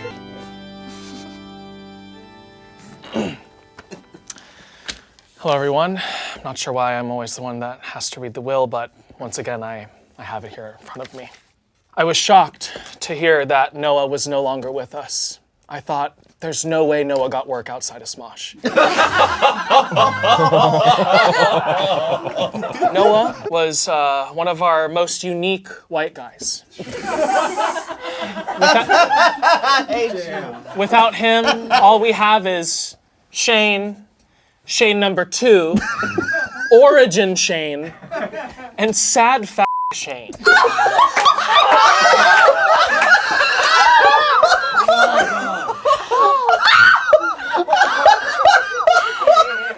We'll really miss you, Spooky Skeleton Shane. Spooky Skeleton Shane. On to the will. Tommy will receive all of Noah's weed. He hopes Tommy can use it for the same reason he did, to dress up an otherwise bland personality. Oh my God. As a tribute to Lisa and the rest of the cast, Noah will be buried under the Smosh office, so we never have to wonder if he's going to show up to set again. Noah requests that Keith have a brief moment with Noah's corpse so that, quote, one last time Keith can put it in my mouth.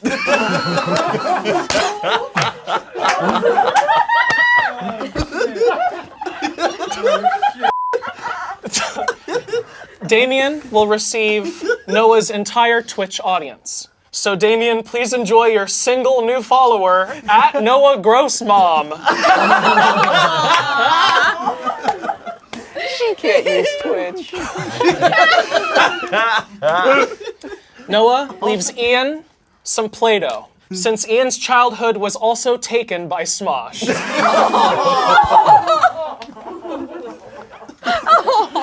Oh, sorry. Damn, I didn't know. Noah's final words are this. I still get my day rate for this, right? This concludes another one of my will readings, and let this be a lesson to us all here today. If you do one single good thing on Smosh, they'll make you do it again and again until you're bad at it.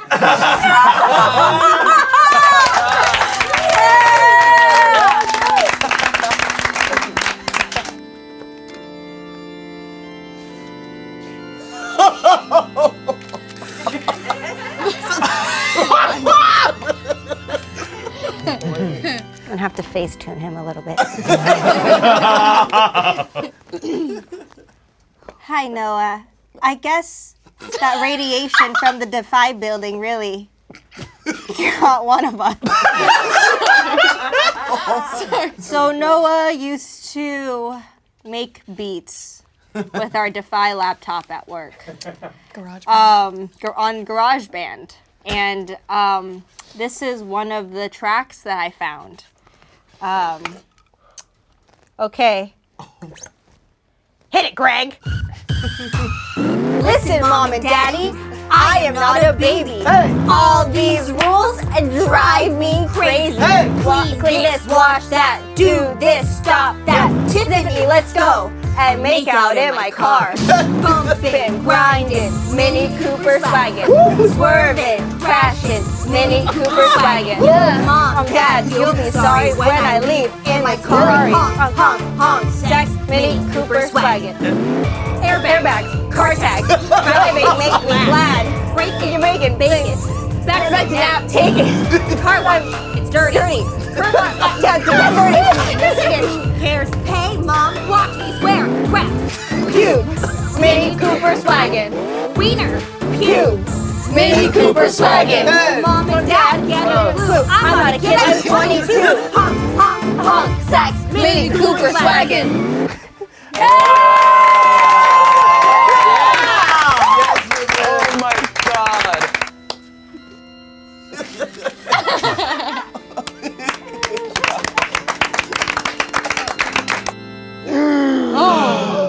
His eyes are open. I'm back from hell. Yes. Yeah. Oh no. No. Don't take off your pants. Don't do it. Oh God. I figured it was only reasonable, after hearing all of these roasts, that I could roast you all back. All right, we're gonna just start with the writers. Let's just get them out the way. Patrick, you look like you exclusively fuck moms. Exclusively. Oh my God. Yeah. Wait. Jeremy Elder, our other writer. There you are, Jeremy, playing the role of FBI agent today. Your mustache is wider than your mouth.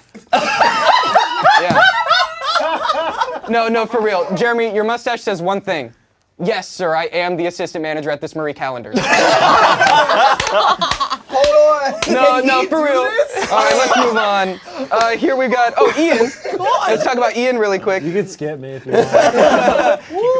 Ian, though, a lot of people make fun of you for kind of being like a Debbie Downer around here. You know, sometimes you say some things, people are like, oh, Ian, man. But quite honestly, I really like that about you, because it takes a lot of flack off my back. Honestly, with you around, I'm now rated the 3rd biggest asshole here. And that's right behind Tommy's.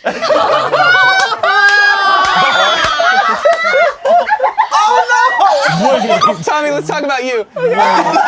Tommy, you look like if an umbrella wished to be a real boy. Okay, let's move on to Olivia. Olivia, I don't know if people know this. Olivia, you're beautiful, you're talented, but you're really smart. You're actually the first bilingual member of the Smosh main cast, which I think is really, really interesting. For anyone who doesn't know, Olivia speaks both Mandarin and complete and utter nonsense. This makes no fucking sense. Oh my God. Keith, man, dude, you have always been my friend, Keith. Like, seriously, I can count on you. Unless I'm counting on you to answer an email, right? Or count on you for a ride to the airport. Or count on you to count to a number past 10, I think is essentially as far as it goes, right? I can count to 10. Courtney. Courtney. This one's simple, Courtney.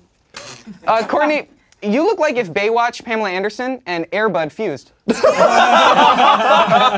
except that fusion is much less successful than either one individually. Yeah. Oh my God. Now we're getting to Shane. Oh, fuck. Shane. Now, Shane, I've known you since I was 13 years old. That's pretty crazy to think about. Like, you've literally seen me grow up in front of your eyes. And then at eye level. And then well above your eyes.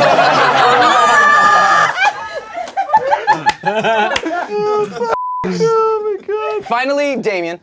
Damien, I love you, man. This one is gonna have some call and response from the audience. It'll be really fun. Damien is so pale. How pale is he? You can unlock his iPhone Face ID using a marshmallow. Okay. Damien is so pale. How pale is he? When the makeup artist is doing his makeup, the foundation she uses is called Supremacy. That's how pale he is. Wait. God damn.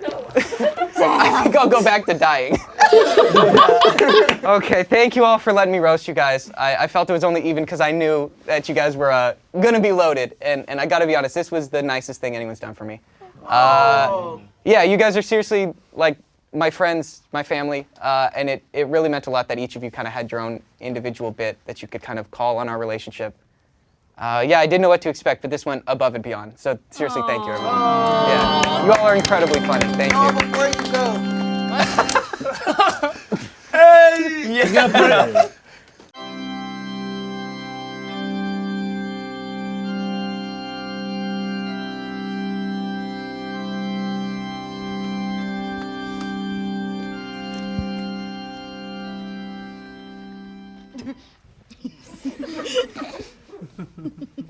Just wow.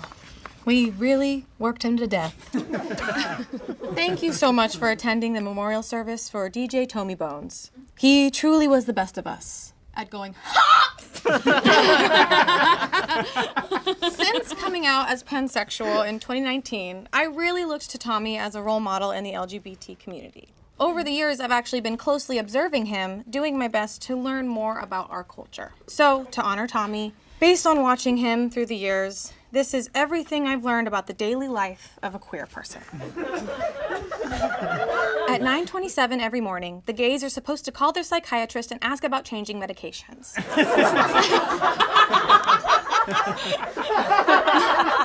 If you're queer, you must pick which Goonie you will be dressing as each day.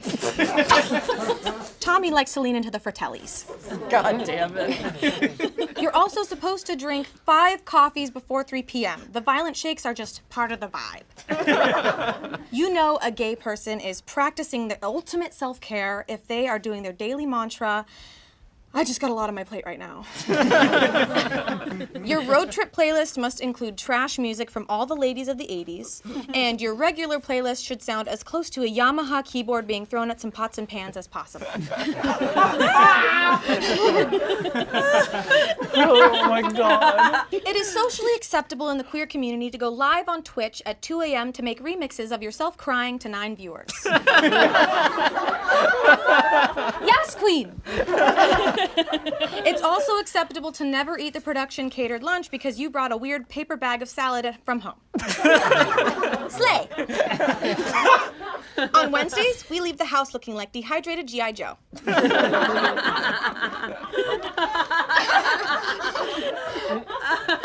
And lastly, dating is interesting when you're gay. But it's awesome if you date someone who looks exactly like you, except if you got more sun. Thank you, Tommy, for teaching me everything I know. Slay the house, mama, boots queen. I've just got a lot on my plate right now.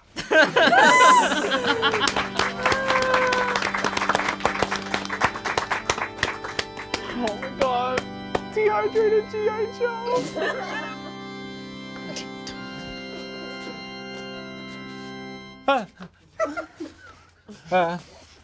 Hello, everyone. I'm gonna make this really quick because my vacation just started. If you don't know who I am Tommy's anxiety.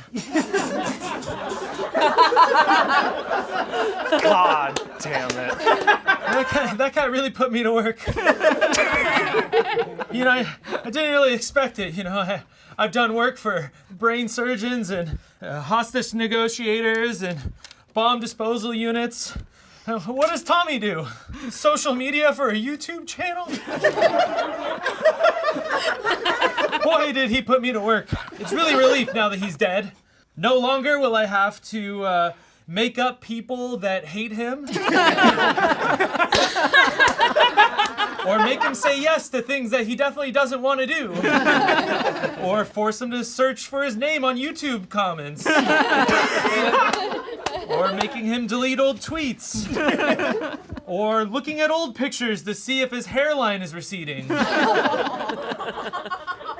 And, you know, I gotta say, like, that one was really one of my favorites. That was some great work of mine, that headband that he would always wear to, you know, hide it all. Honestly, it was kind of a collab between me and BD, my good bud, Body Dysmorphia. There was also internalized homophobia. You know, we were a f***ing pair, man. You know, we were like Siegfried and Roy, but not in a gay way. That's what he would say. You know, I really love that guy. No homo. That's also what he would say. There was also self-worth. You know, he was around a lot in the early days. I haven't seen him around very much ever since he started working at Smosh. I don't know where that went. You know, it was a lot of work, and now I'm going on vacation. I booked a cruise. Gonna go there and remind everyone about the coronavirus.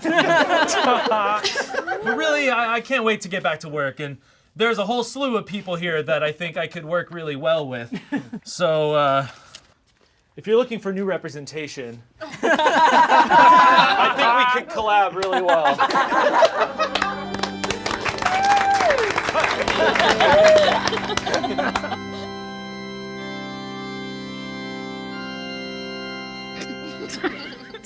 Queerly beloved. That was so stupid. As we all know, Tommy was crushed to death by all the different hats he wore here at Smosh. It's especially sad because Tommy was so happy here. He was so outwardly loud about how much love and respect he had for his role at the company and the people who run it.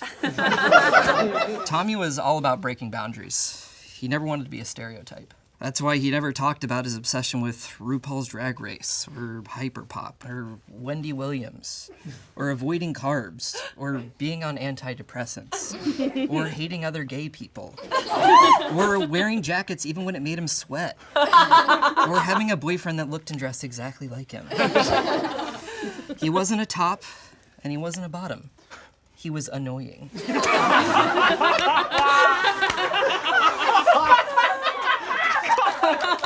He had just started a SoundCloud too, breaking the record for the oldest living man on the platform. I mean, what can we say about his music? It was so perfect for those opportunities when you needed the cheapest sounding music possible. Tommy's music had more instruments than a middle school marching band that wasn't allowed to turn people away. Those childbearing hips of his gave birth to such incredible music.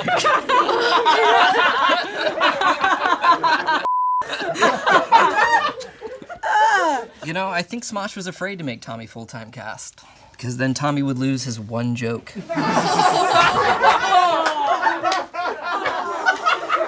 But don't be sad. Ghost Tommy is in great company with Kiana, who ghost wrote 50% of this funeral. Well, in loving memory of Tommy, I guess I'll be gay now.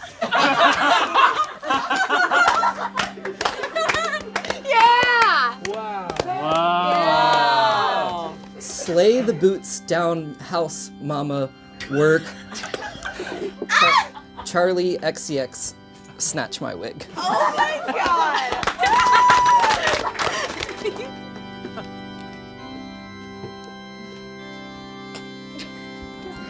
Hi.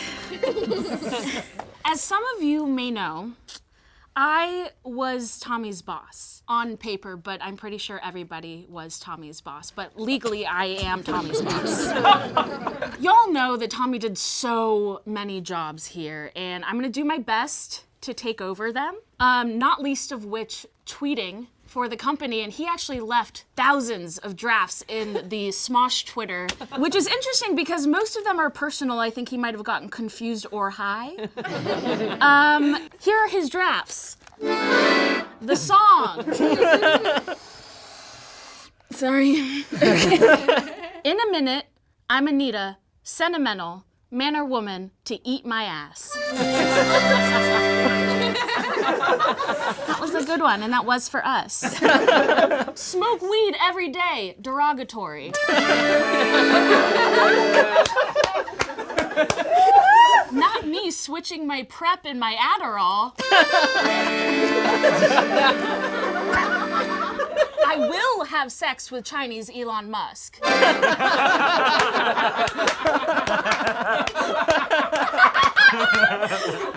Oh, this one was nice. This one was actually for Women's History Month. Do you ever just stare up at the moon and cry? # women's rights. Okay, this one definitely was a Smosh one. Just watch a SMOSHES video, please. I swear to f***ing God. This is actually a quote retweet of an "I miss the old Smosh" comment. Tell me you're a pedophile without telling me you're a pedophile.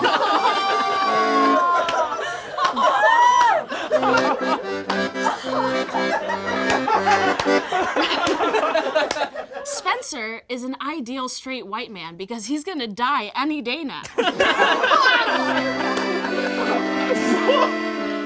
Spencer has tried every dating app except Psychology Today.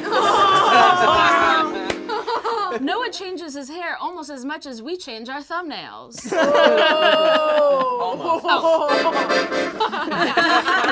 Am I still gay if the only woman I'm attracted to is Amanda? Yeah.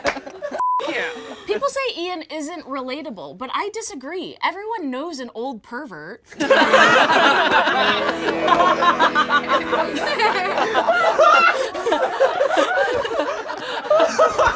in the store. It's just Courtney's used harnesses. Saving that for our only Smosh. You want to know who Rachel had sex with last night? Me neither, but it's the first thing she told me this morning. It was an old clown.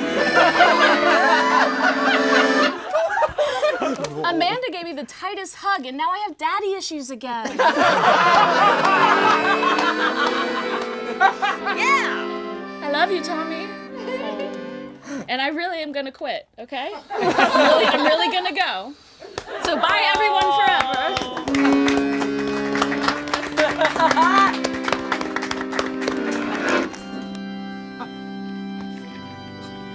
Happy Thirsty Thursday. Happy Slapping Saturday.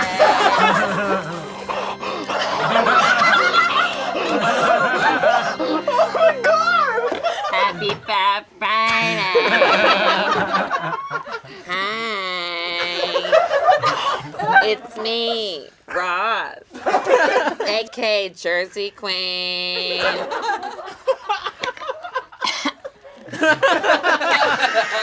And I'm here to say goodbye to my biggest fan, Tommy Bowie.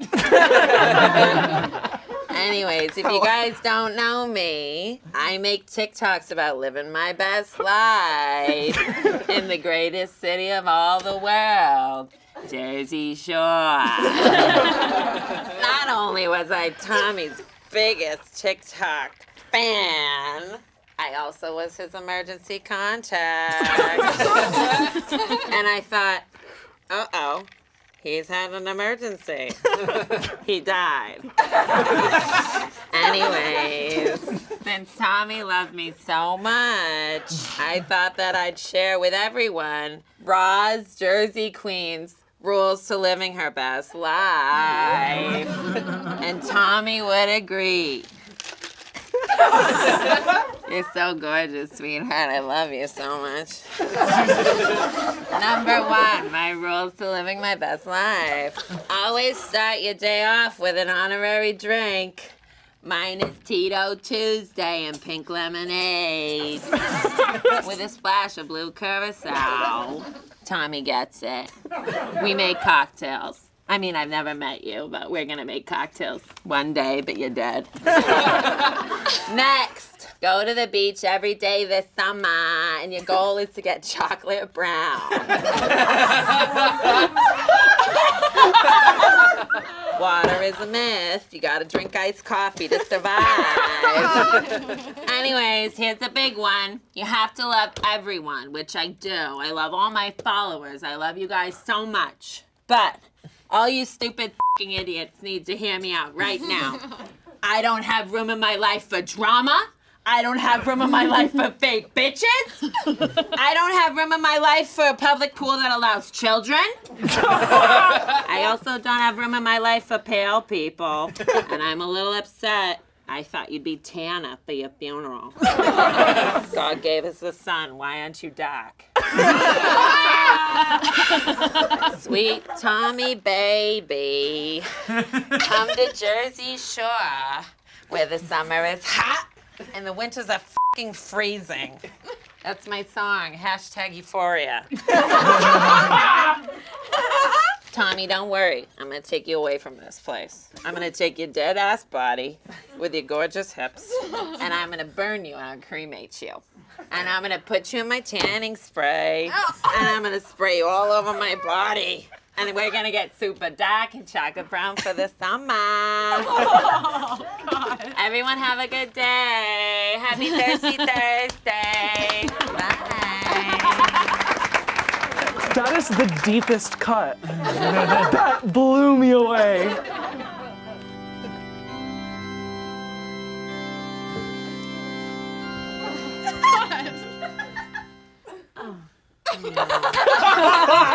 Hello, everybody.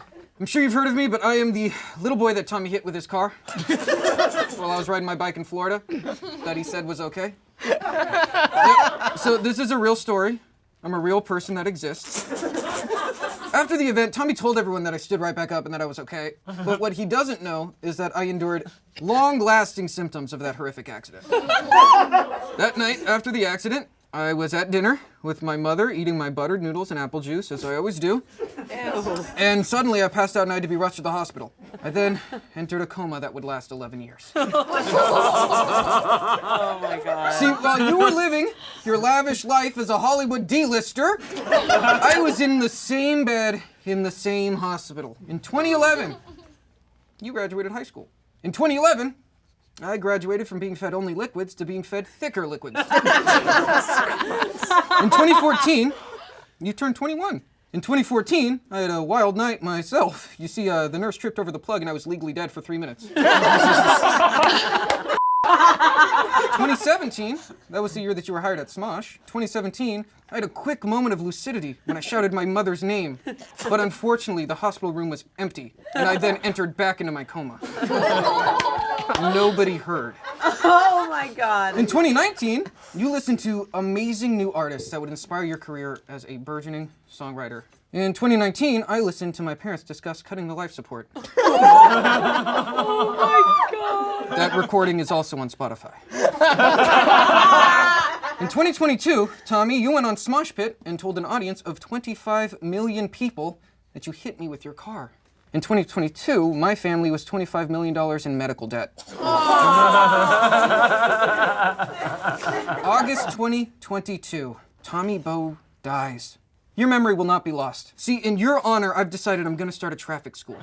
This school has one main purpose: to take cars away from the people who hit kids and give them back to the kids they hit. This charity will be called Cars for Kids. Oh my God. 1877 Cars for Kids. KARS, Cars for Kids. Thank you all for being here. I hope you enjoyed the higher insurance rate, asshole.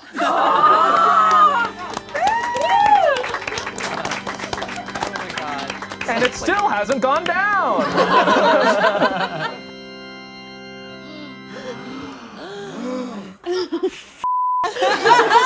To be honest, I don't know why we're just having this funeral now. Tommy Bow has been spiritually dead for years. Oh my God! I'm Alex Bear, amateur Muppet. And I'm Tommy Bow's best friend. You were the best friend a guy could ask for if he couldn't talk and could only scream. I must admit, I'm surprised to see all of you here. I thought, like Tommy's love life, no one would come. I feel like somehow I know you all through him, but being Tommy's best friend outside of work, I know Tommy in ways that some of you didn't. He was going to turn 30 in September, which in gay years is worse than dead. Cut your losses. You know what they say, every time a gay man dies, Ryan Murphy gets an Emmy. Much like his September 11th birthday, Tommy Boe is someone we will never forget. Imagine his bravery on his 9th birthday being told, "This is the worst day in American history." And he said, "No, I can do worse."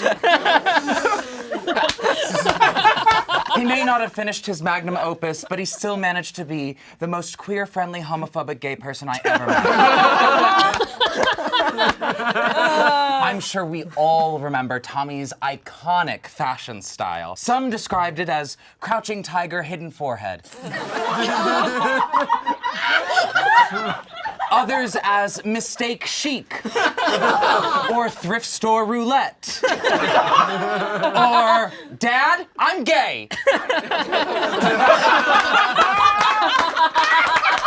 But to me, his style will always be liberal arts Ted Bundy. And it wasn't always good times. Tommy wasn't always this stable and grounded.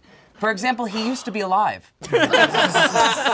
And when he was alive, Tommy wasn't without challenges. Like many of us, he struggled with his mental health, like his ADHD disorder, attention-deprived homosexual disaster disorder.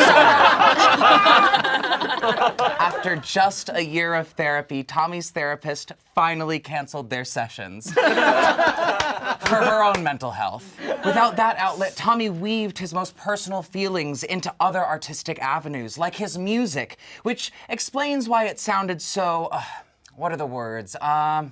Dragged around in a sleeping bag as a child. As creative as Tommy was, he was still a person of habit, and after the most challenging days, loved nothing more than to sit down with a strong, hard cock. Tail. Plus lots of anal. Finally, while Tommy did leave a will, I spoke to his mom earlier, and she asked me to help distribute his belongings between his friends, and only requested back her childbearing hips. As is customary in funerals, please speak now if anyone has objections to Tommy's death. I object. Shut the f up. God. Goodbye, my friend. Tell Satan I said, yo, what's up?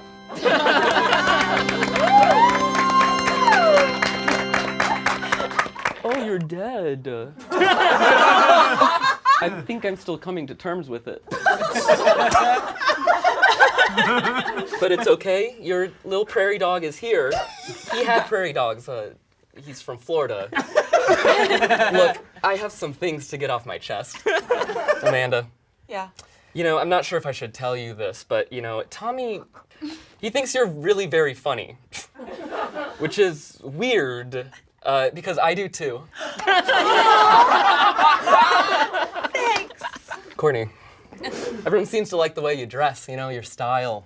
But me, I mean, I love it. You're beautiful, and it's like a natural beauty. I feel like the angels are taking advice. I said it. Why am I the only brave one in this room?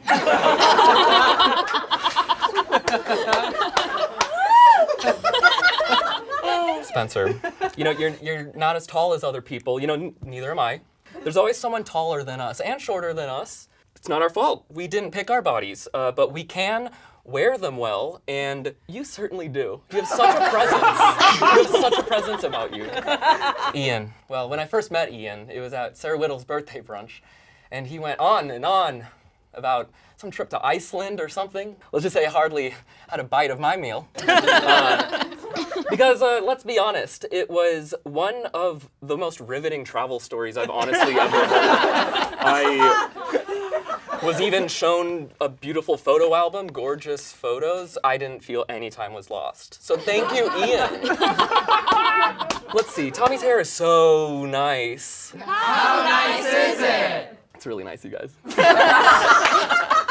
You know, Tommy does have great fashion sense. How great is his fashion sense? Guys, I'm talking. But the one part of his wardrobe that really I just could not stand was that big heart that he wears on his sleeve. It was a constant. Maybe it clashed, I don't know. but he does have a little bit of a hairy chest, right? And so when we would go camping, people would be terrified, like, how f***ing good he looked in a flannel. Like, everyone, I'm like, let's go camping. I'm like, let's go to camp. How many Tommy bows does it take to screw in a light bulb? You know, I don't know. He already lights up literally every room he enters. Oh my God. I feel like it only makes sense to return that which he left in my apartment. Oh my God.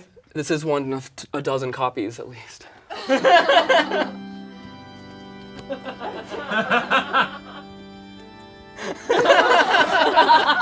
Bye, BB.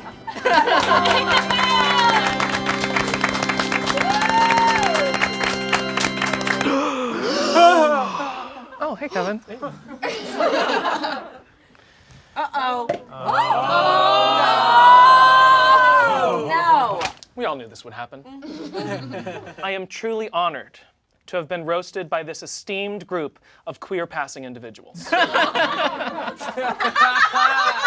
It is every person's dream to die surrounded by the friends with the least amount of testosterone. I feel like my entire career at Smosh has led to this moment. My death. You know, dying feels a lot like watching the Smosh movie. At first, you're sad it's happening, and when it's finally over, you're no longer in pain. As you all know, a funeral would not be complete without a will reading. So let's get on to it. Amanda will receive my weird haircut so she can play a sexually repressed middle-aged woman, a role she's never played before. Oh my God! Ian will receive my EpiPen since Ian looks like me after an allergic reaction. Rachel will be tasked to close my chicken coop so she can finally shut it and get some cock.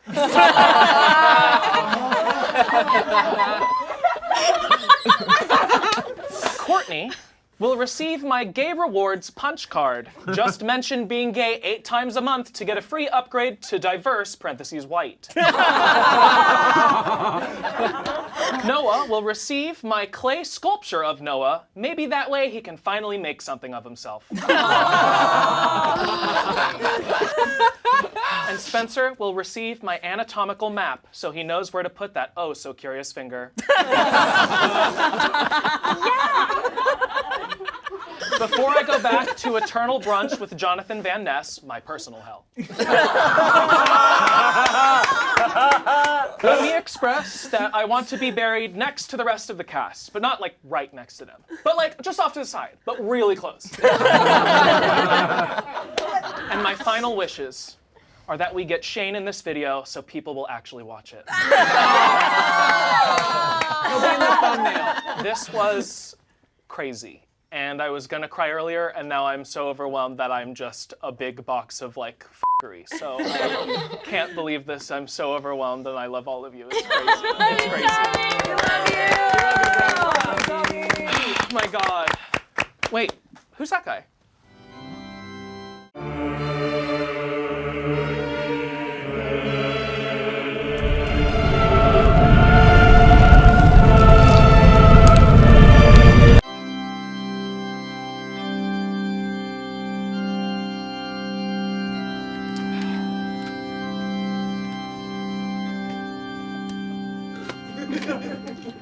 Thank you all for coming to the funeral of Jack's films. I probably would have dressed a little bit more for the occasion, but look at him. He's wearing his own merch to his funeral. My malnourished, skinny clone died. You know, we both started YouTube as teenagers, and look at us.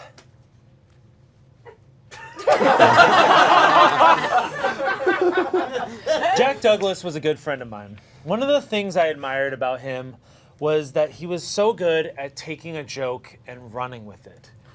And running with it. And running with it. And running with it. And running with it. And running with it. And running with it. And running with it.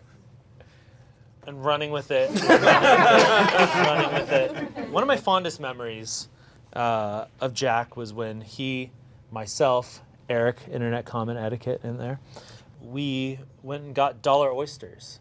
It was supposed to be a triple date, but we didn't have any women to take. But the thing I remember most about Jack was the parties he threw at his house. Anyone that knows Jack knows that he loves karaoke. He even has a karaoke machine in his house. But strangely, his karaoke catalog only consisted of Jack's Films parody songs. But I gotta tell you, you should have seen Tay-Zonday's rendition of Jack's Films classic song, Rapping. That's a banger.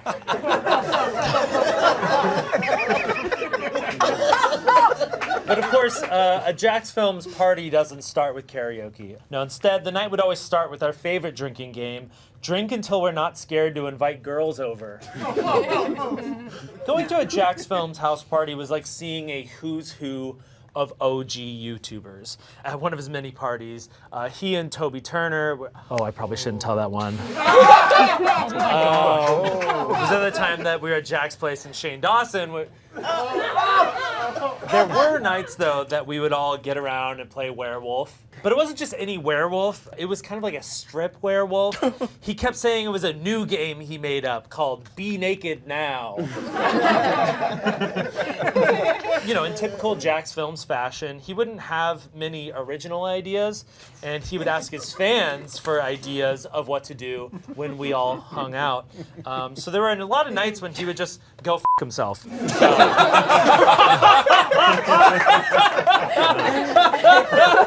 Good times. In conclusion, if there's one thing I could say about you, Jack, is that of all the mid-30s, white, hetero, bearded comedians with a receding hairline on YouTube, you are the most.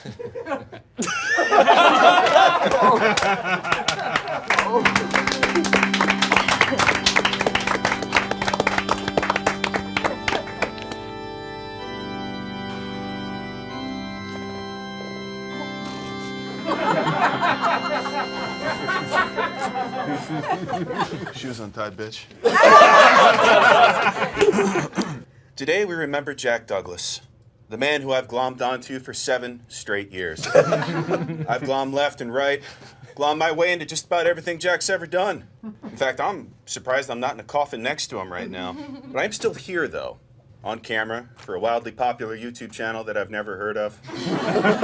So I'd like to spend some time now to talk about the Jack that I knew. Jack's greatest fear was to die young. So I think we can all agree that didn't happen. Did you know Jack's 3 insane little bullshit dogs haven't barked once since he passed? Yeah, it turns out they were only barking because he was still alive. I wish you could have seen it, Jack. They're just 3 normal, quiet dogs now. Well, they still eat each other's shit and get sick from it, but at least they're not barking as they do it. This roast is proof that we all move on in our own ways. Luckily, there isn't much to move on from when it comes to Jack. He did not lead an adventurous life by any means. The spiciest food he ever ate was a banana. I was there. He licked it a little bit and said, "Ugh, no, too much." But Jack was the best of us. And by us, I mean boring white men with no personality. Ian, Shane, I know you agree. We all looked up to Jack, because as boring and as white as we all are, he blew us out of the water. Jack is so white, he could be an emotional support animal for police officers.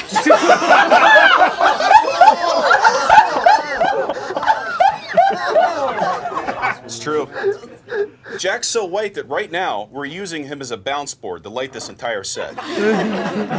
Jack is so white that when the Queen of England learned of his death, she threw herself out a window. But I will miss my old grandma thinks he's gay friend Jack, which makes it all the more sad that he's definitely rotting in hell right now for forcing his fans to sit through Jack to the future. What I'm trying to say is not everybody gets to have a friend like Jack. It's very special. So thank you to the Smosh family for inviting me here, even though I have monkeypox and COVID. And Jack, my sweet boy, I love you, buddy. I'm sorry you had to die, but we did all tell you not to visit Nepal.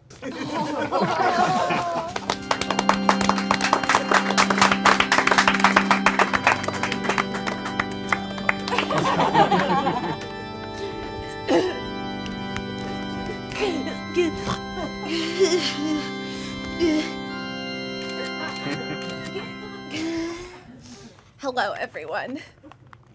My name is Kelly, and I am one of Jack's biggest and most loyal fans, also known in the comments as Hot Irish Girl 2. And while I feel saddened and distraught by his death as one of his top bijas, I also feel like I've been laid off. I was Jack's top producer, like giving him comedic gold material for days.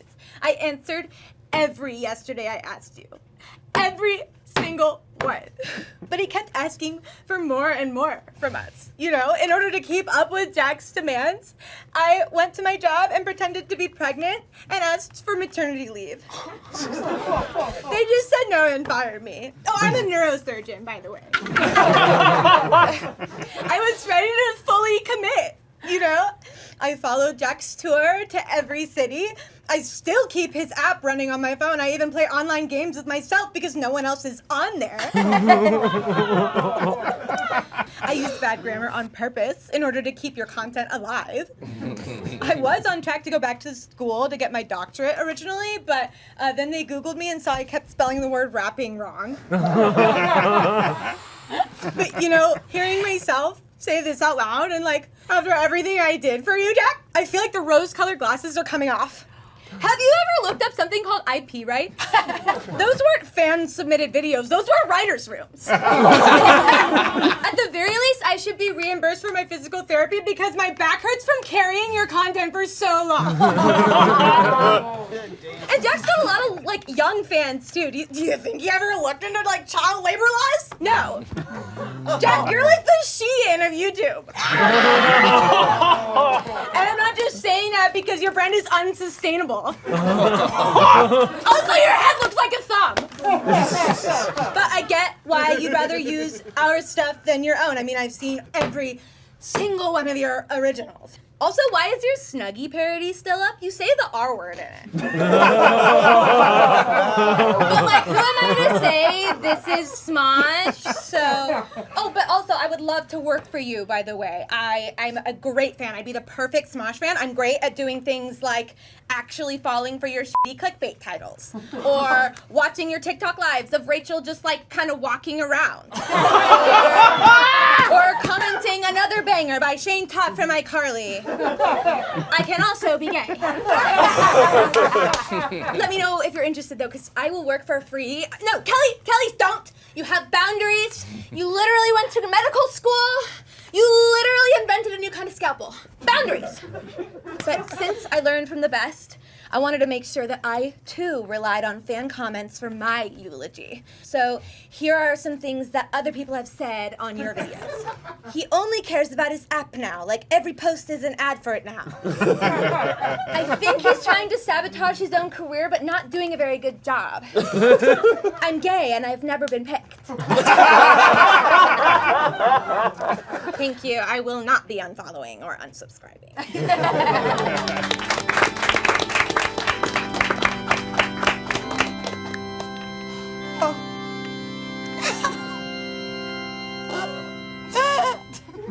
Hello. I am John's English teacher, Miss Thompson, from Atholton High School in Columbia, Maryland. Oh, John, you had so much potential as my student. I'm not here to read a nice poem. I'm here to say how he hurt and upset me with his videos called Your Grammar Sucks. This disturbed boy took my wonderful grammar lessons and used them to punish innocent people with their own words on the internet. So as a predominant member of the grammar community, I am here to set the record straight. This Jack the Films had no right to teach people grammar. He was so high and mighty, but glass houses, dear boy. Look at the things which he created. Your Grammar Sucks. That title, what does that even mean? What sucks about it, and to whom? Dear, you must be more specific. And Jack's Films, what does it mean? Does Jack have a film? Where is the apostrophe? Is it about multiple Jacks? Does Jack want to find a film? Is Jack filming right now? To whom? To what? Dear, you must be more specific. So before he descends down into forever detention, it is my duty to give him his final report card. And dear, I will be specific. Report card. Working well with others. F. The only people I see in your videos are girls drinking martinis in the daytime and other men who are also rude, and you, so much of you. Organization, F. Because again, I can't find your films, Jack. Reading, B. Because you're actually a good reader, but you can't seem to read the room. And did you know I'm upset with you? Politeness and manners, C. Your jokes are offensive, but your smile is certainly a lot. And just so you know, henceforth, he is no longer Jack's films. He's Jack's filmed. Students, put your pencils down and put your teachers in your will. Boo-hoo. Boo-hoo.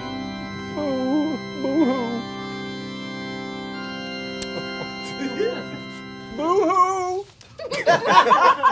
Jack's Films has died. He laughed to death from reading funnier people's jokes. Jack Film had a long career of never working a real job. Though most people know him best as Pippin from the hit movie Bob Thunder, Internet Assassin. The only movie to make more money than Avatar. Sad that Jack will never get to see Tuvatar coming to theaters this December. This time they can swim. All your favorite characters are back, Jack. The blue one. The white protagonist. The other blue one. And Sigourney Weaver. You probably know Jack from his shit series. Oh, I'm sorry, hit series. Yae! He went from Yae to Die.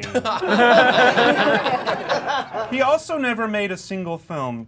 Am I allowed to spit on the corpse? One of Jack's dying wishes was to be buried in the same casket with his 3 dogs. Where are those 3 little angels, soon to be literal angels, due to the lack of oxygen once this box is tossed into the dirt? Can we bring those dogs out? Klondike! Sunday! Aaron! I said that because she's not here, otherwise she would have hit me very hard. Has any of his bitches ever been sitting at home with nothing to do when all of a sudden they get a mighty urge to watch Yae number 307? No! PewDiePie does it better anyway. I'll be doing a complete rehaul of Jack's channel. Every Monday, I'll be talking about one of actor Jack Nicholson's many movie roles. Jack's Films.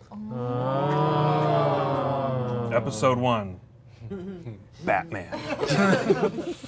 And of course, Saturdays will be Stewie Saturday, where I will be doing my very funny and timely Stewie Griffin impression. I'm gonna be rich. Thanks, Jack. Oh wait, he can't hear me. He's dead. A boo-hoo. A boo-hoo.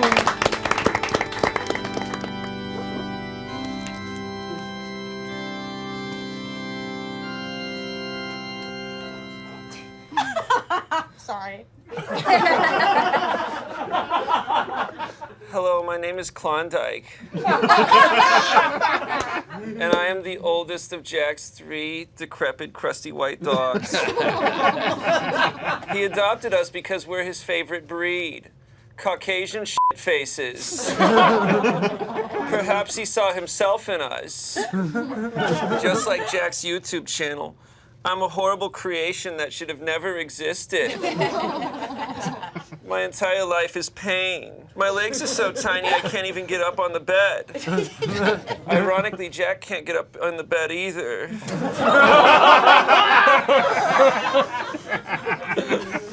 think he named us all after ice cream because I'm cold all the time due to my tiny little heart barely pumping the blood through my body properly. I hate Jack so much. I would have rather been adopted by Shane Dawson. No matter how much I hated him, there was no escape. I had to stay in his domain because if I went outside, I would definitely get devoured. Since everything in this world wants to eat me, I am the perfect prey. One time, Jack took me to the dog park, and it was like when they bring a fajita plate out at Chili's.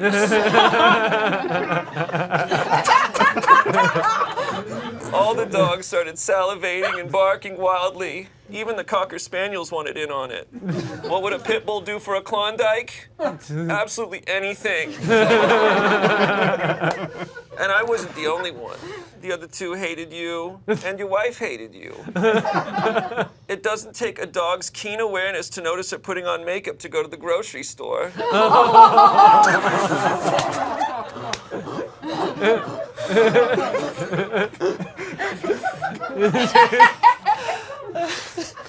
Anyways, I thought I would talk about some of Jack's favorite tricks that I could do. When Jack says sit, I would just allow myself to finally buckle under my own weight. And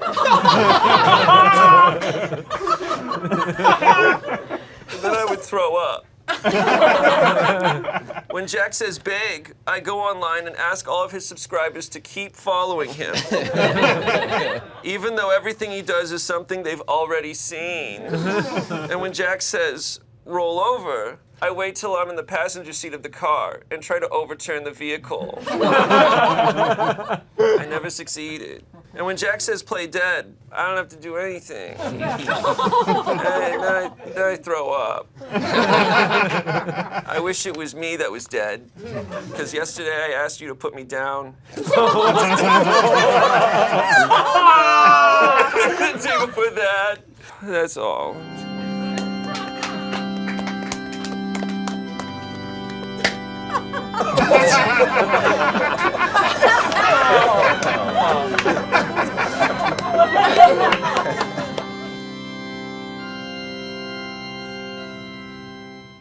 I don't know you.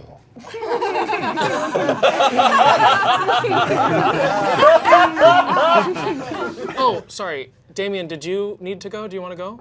No, I'm busy playing Jackbox. Sorry. Jack's Films presents Be Funny Now. It's like Quiplash, but instead of laughter, you get ads. So is anyone being funny? Not right now, or even sometimes. Hello, everyone. Thank you for coming to what I can only assume is the White Guy with Beards convention and or the Rick and Morty meet and greet. What a legacy he's left behind. Did you know that Jack's Film's first video to surpass 1 million views was called No Homo? In response, the queer community said, thank God.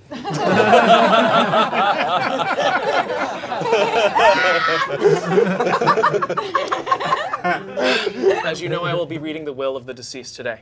Sorry, can I be honest? I'm a little tired of the monotony of it all. Jack, how do you do it? How do you do that?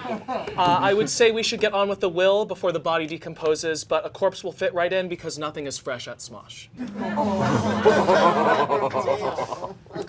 Let's begin.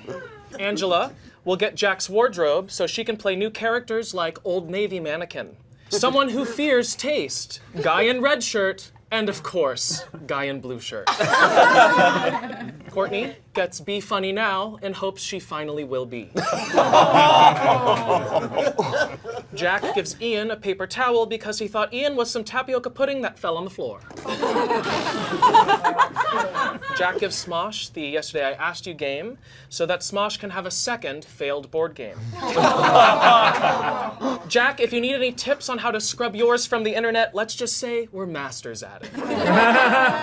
Shane will receive the mantle that Jack stands in front of to put some decorations on it. Decorations are what the Smosh fans call the rest of the cast.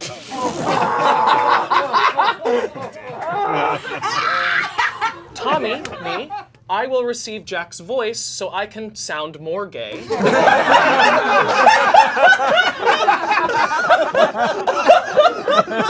Brock, in turn, will receive my voice so he can have another in his roster of a cajillion voices.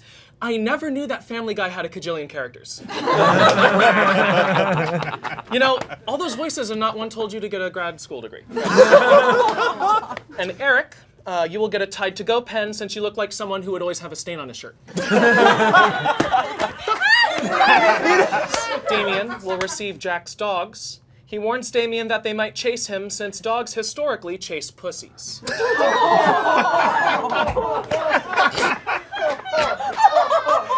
He has a cat! He has a cat! Jack, we just met merely moments ago before your death. But because I watched your videos, it felt like I really knew you. We're barely hanging on. Rest in peace to the 4th famous Jack on YouTube, behind Jacksepticeye, Jack Doherty, and Jack Sparrow Best Of compilation.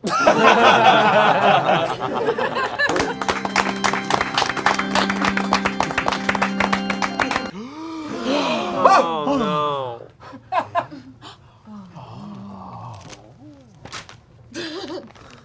I just had the cringiest dream. I dreamt that I died, finally, and virtually nobody I love or respect or admire came to my funeral. It was kind of like one of those Comedy Central roast things, you know, just without all the stuff. And instead of getting like special guests and celebrities, I was given the 4chan equivalent. First off, Smosh, you have all this mythical money, and all you could afford was Brock Baker?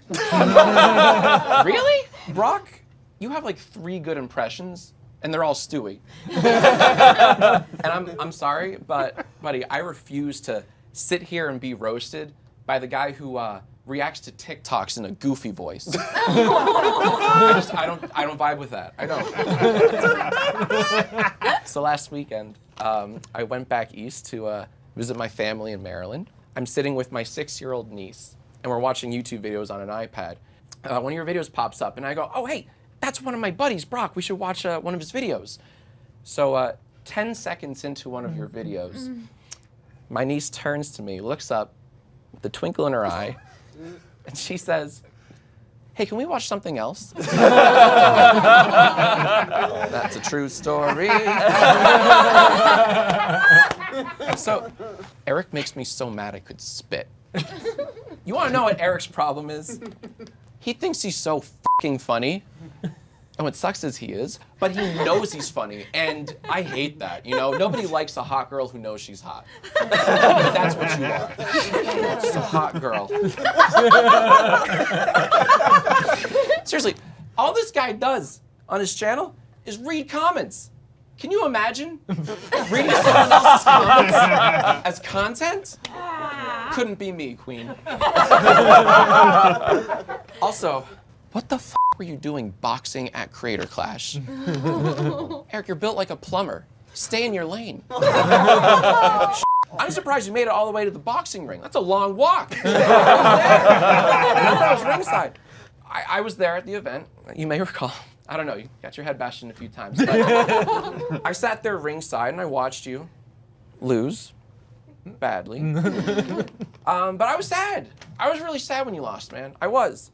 I wasn't sad because you lost, but because I had money on you dying. And I lost a lot of money that night. You owe me 10 G's. All right, yeah. You should be in this coffin, not me. And speaking of dead things, let's talk about Smosh. Smosh, your whole channel is the world's easiest try not to laugh challenge. All right, which one's Smosh? Oh, there he is. What happened, man? I remember back in the day, Smosh wasn't funny with just 2 people. Now it's not funny with 40.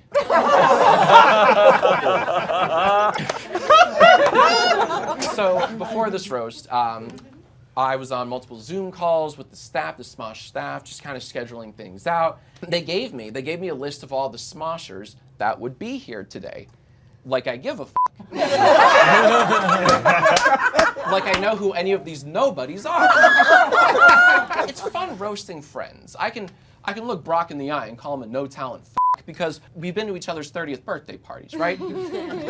But how do I roast that which I do not know? Like, it's less fun roasting, let me check my notes, Keith and Tommy. Which one's Tommy? Hey, f*** yourself, Tommy. Maybe it's a little fun. All right. But back to Smosh as a whole, right? Here's my whole gripe with you community-based channels, okay? As a viewer, not that I'm a Smosh viewer, I'm not 12, but like as a viewer, you have to know who everyone is to really get the most out of this channel nowadays. Like, let's take a look through your main channel videos, shall we? And I quote, Amanda interviews her exes. So, who is Amanda? And why in the blue f would I give a shit about her exes? What? Smosh, in your defense, I do sympathize with you. I do, I really do, because you've been around for so long, it's inevitable that every now and then you come across a comment or two along the lines of, I miss the older Smosh. I prefer your earlier work, you know? And I can relate to that. You know, hell, I uploaded a video this week and half of my comments are, I miss the old Smosh. It's so weird. What are you telling me for? But I disagree. I disagree with the sentiment. I do, because I don't miss the old Smosh. I don't. Because I never watched the old Smosh, and I sure as shit ain't watching the new Smosh either. In conclusion, what's a good camera I can look into? Right here? All right. To Mommy and Daddy, Rhett and Link. If you're watching this, I just want to say, from the bottom of my heart, and I truly mean this, that to this day, I still do not know which one's Rhett and which one's Bye-bye.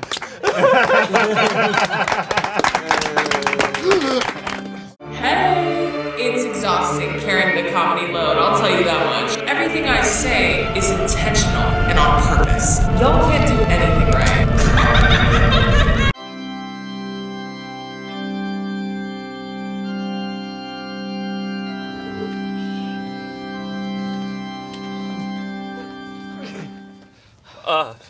Hi, I'm Shane. So, Drew Afualo, you are very famous on TikTok for roasting mediocre white guys. Well, I'm not afraid of you, because you're dead, so you can't hurt me, and so today I'm gonna roast the crap out of you. And so here goes. Okay, so I have to be honest, I'm not too familiar with your work because I haven't watched She-Hulk yet. Okay.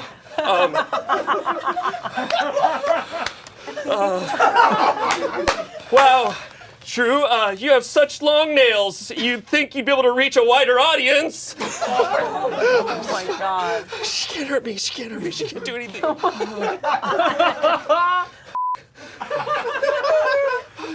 Drew? Oh no. You look like if a Muppet went to ASU. I can say that because I went to ASU. Okay. A lot of your TikToks are done on the toilet. Have you thought about looking for your personality in there? Oh no. Oh no.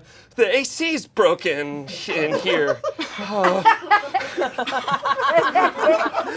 I have a picture here of Drew without makeup on, if we want to see it. Yeah, take that.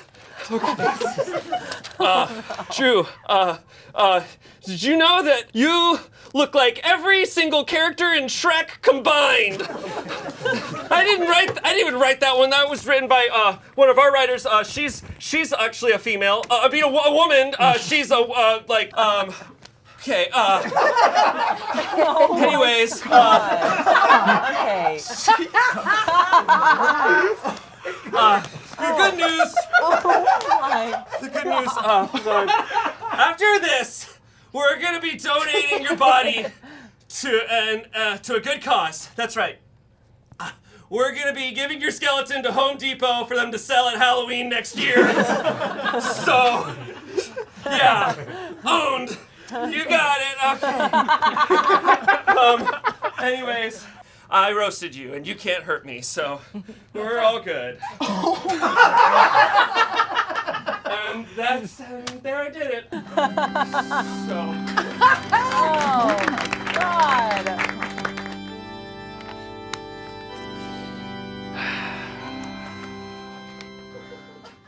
Drew built an entire career going after problematic men online.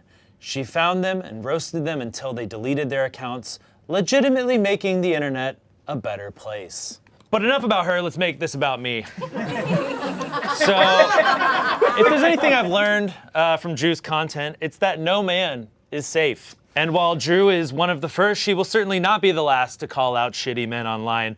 So I figured I'd get ahead of it and confess every problematic thing I've ever done, so no one can come after me. First on here, I have listened to probably 30 episodes of Joe Rogan. Oh. Yeah, I know. Gets worse from here. I say mommy milkers unironically. God. I did tell some women to smile, but in my defense, they were watching Smosh the movie.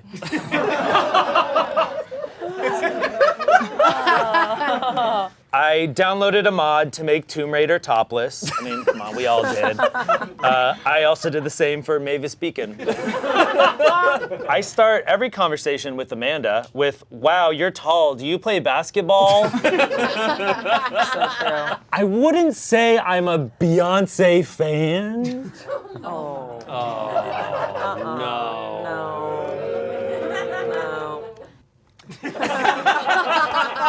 But there you go, everyone. That's everything from my past. And now that I've said it all, there's nothing any of you can come after me for. Now, if you'll excuse me, I have a Andrew Tate fan cam to edit. Oh my God.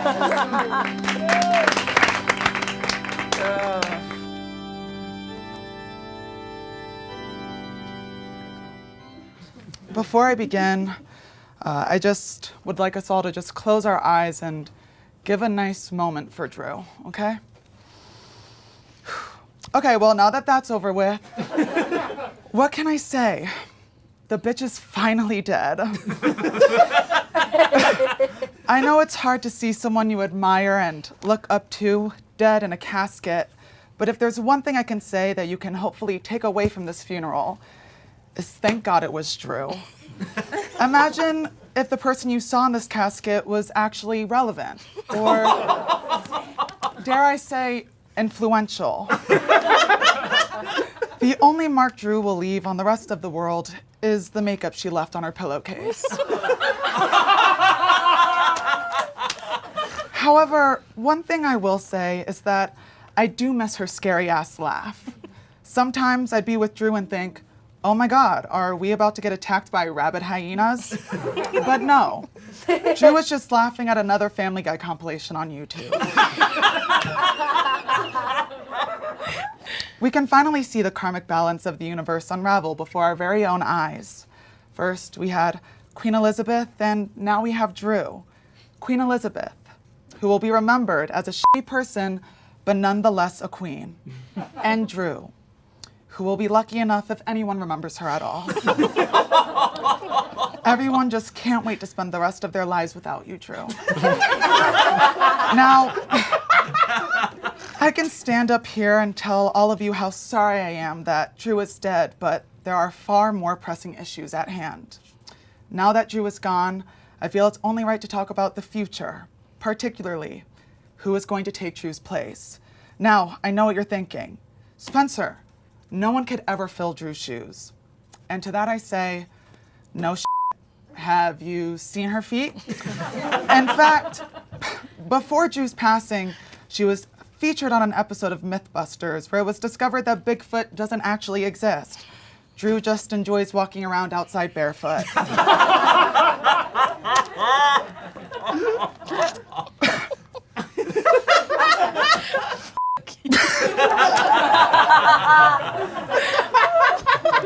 But back to the subject at hand. No, I could never physically fill Drew's shoes. However, figuratively speaking, I think I can. How hard can it be to sit in front of a camera and insult incels? Half the time, Drew was filming and uploading videos while sitting on the toilet. That's probably why all of her videos were so shitty to begin with. I'm actually surprised Drew managed to gain the massive following she had. It really goes to show that evolution was truly wasted on the human race. Oh my God. I personally have no problem taking the reins on all of Drew's social media platforms. I actually have some ideas for Drew's accounts if I'm given access to them. For example, deactivation. I would love to take over Drew's social media presence with due diligence and get rid of the stain she's left on the internet. But in the meantime, Drew's now ex-boyfriend needs someone to help him grieve and process the loss of a loved one. Luckily for him, Drew has left behind an amazing friend like me who has no problem being a shoulder to cry on. R.I.P. girl.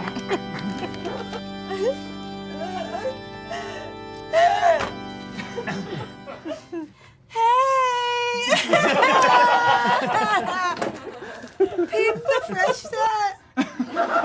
She can't. She's dead. I'm Patrish, your #1 fan.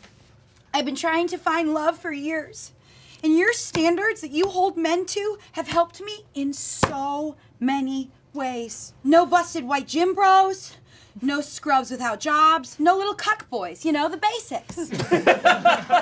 Drew made a lot of videos talking about the types of men we shouldn't waste our time on. I wrote down all the red flags you've mentioned on a notes app, and the file was so big I had to delete my contacts for storage. Okay, so I met this guy, so handsome, so smart. He was the opposite of a busted white boy. You never made one TikTok warning me about extortion. He stole $100,000 from me. But I got a role in this new movie, so check me out on the Tinder Swindler. Then I met this other guy, and Drew, if you met him, you'd be creaming your coffin right now. Wait a minute. Handsome, check. Rich and kind. Family, check. Yet again, there's something you didn't teach me. Make sure they don't eat human flesh. And he did. Guess I'll never be Miss Patrish Hammer. And that's on you. That's on you, Drew. I've been trying for so long, but I don't know what else I can do. I'm getting exhausted. Drew said no crusty white lips that are dying for chapstick, so I went and I found the moistiest boy. A moistest boy. Constantly wet. He was legally a fish, I swear to God. Drew said no receding hairline, so I found someone with the lowest hairline. His hairline went to his feet, covered in hair. It was a dog. We met on Raya. And you said all men are dogs, but does that mean dogs are men? Is it like a squares or rectangles kind of thing? Like, it wouldn't have worked out any other way because he was a DJ. Drew said no puka shells, so I found a guy who wore this really cute necklace. It was like really long and red. It was another dog. It was a leash. But don't worry, he wasn't a DJ. But he was obsessed with his mom, so anyway, we had to put him down. Always a bridesmaid. Okay, I have to go. I have a date with a bag of flour with a top hat on, and he's an ally. Oh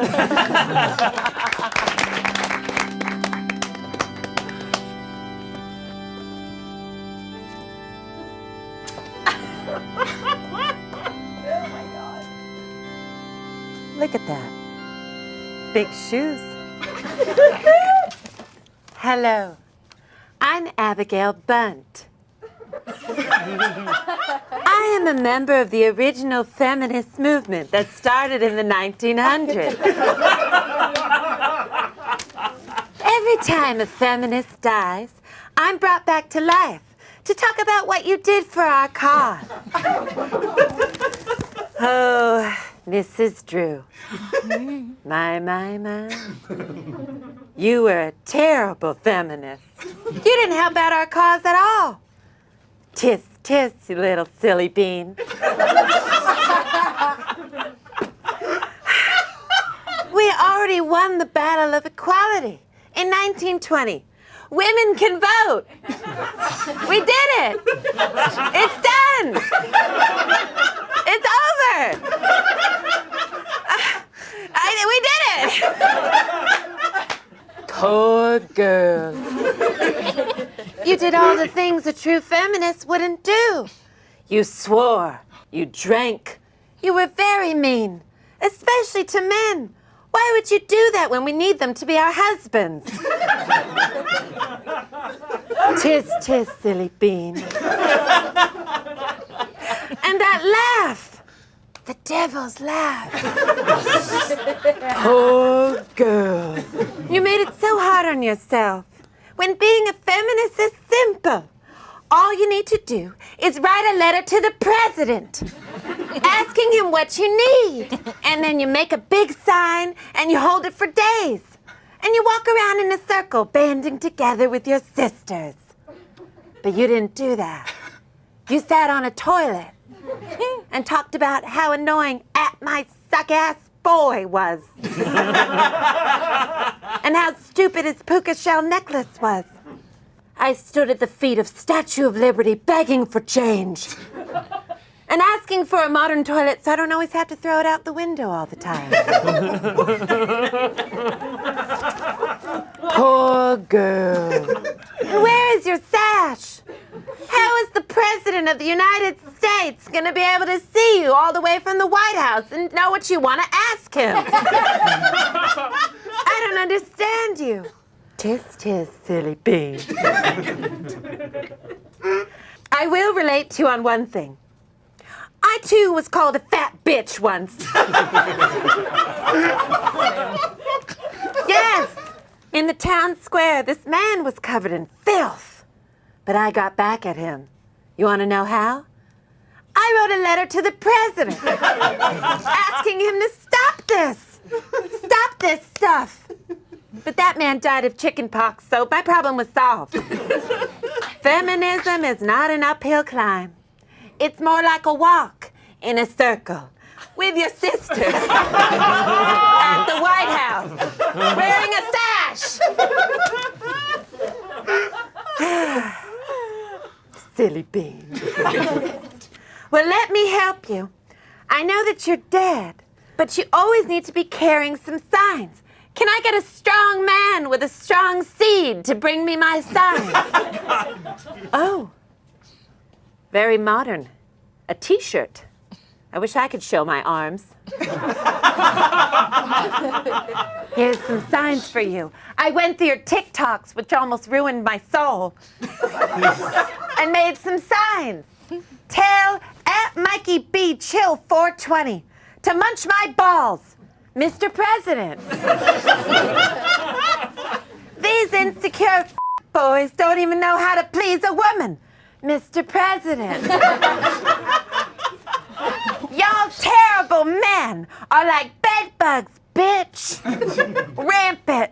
No matter what I do, you spread like a disease. Mr. President. So long, silly bean.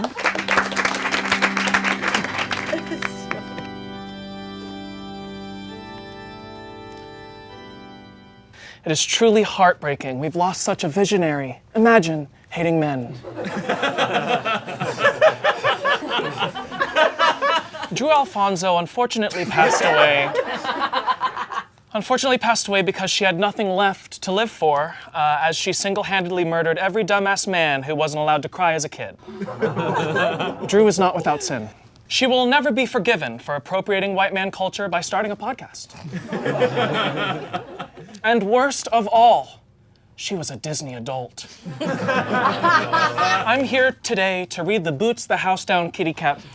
I wanted to establish that I'm gay up top before her fans slit my throat.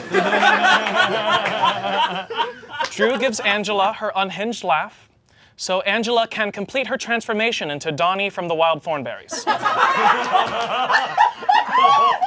If you don't know who that is, he's a feral child who goes... Drew also gives Angela her chunky nails, so Angela can claw her way to the top of the Smosh new cast. Drew asks Shane to return to Apualo Labs, as scientists there are still wondering how there can be an unproblematic white guy. The current hypothesis is it's because he has no personality. Drew gives Tommy her giant eyelashes. She hopes they will shade his eyes from the blinding light bouncing off Shane's forehead. Drew gives Amanda her agent. They needed someone to fill the type of if a tree was in Mean Girls.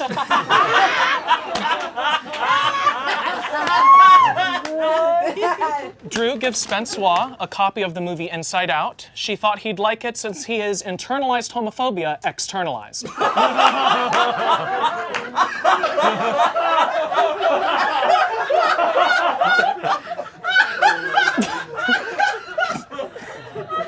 Holy shit, that was a good one. Oh my god. Drew also gives Spencois her TikTok stitches so he can finally connect with a man. Drew leaves her taxidermied body to Ian, so now he can finally tell a girl about Korean action films without her walking away. And Drew gives Smosh 10 seconds to go into our archive to delete all the videos that objectify women. Wait, I'm getting word that all of our videos over 1 million views are no longer available. Drew's final wishes are that her TikToks are shown in elementary schools around the world so that young boys will grow up to be good men. And so young girls will grow up to look like a yassified organic egg. In memory of Drew, I will now spit on a collage of Joe Rogan, Ben Shapiro, and Andrew Tate. Period. Shut the f*** up! May she rest in peace.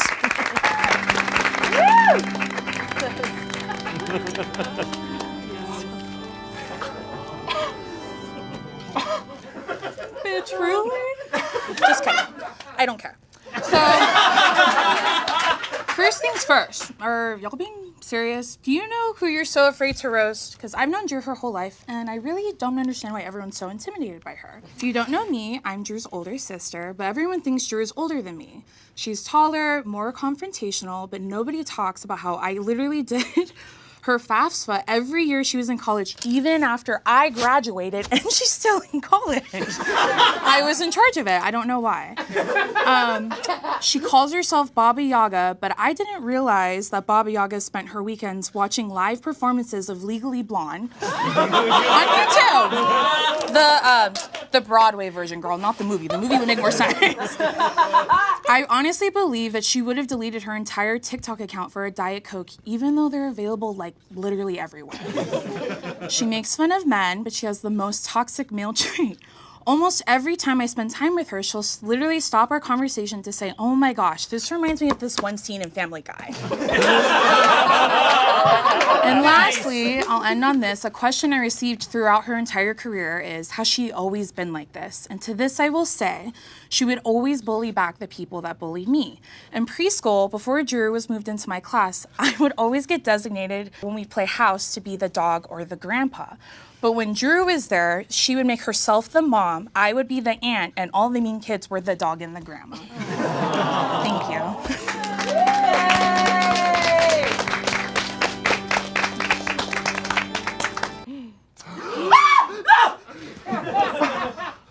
I'm so glad you guys are all here.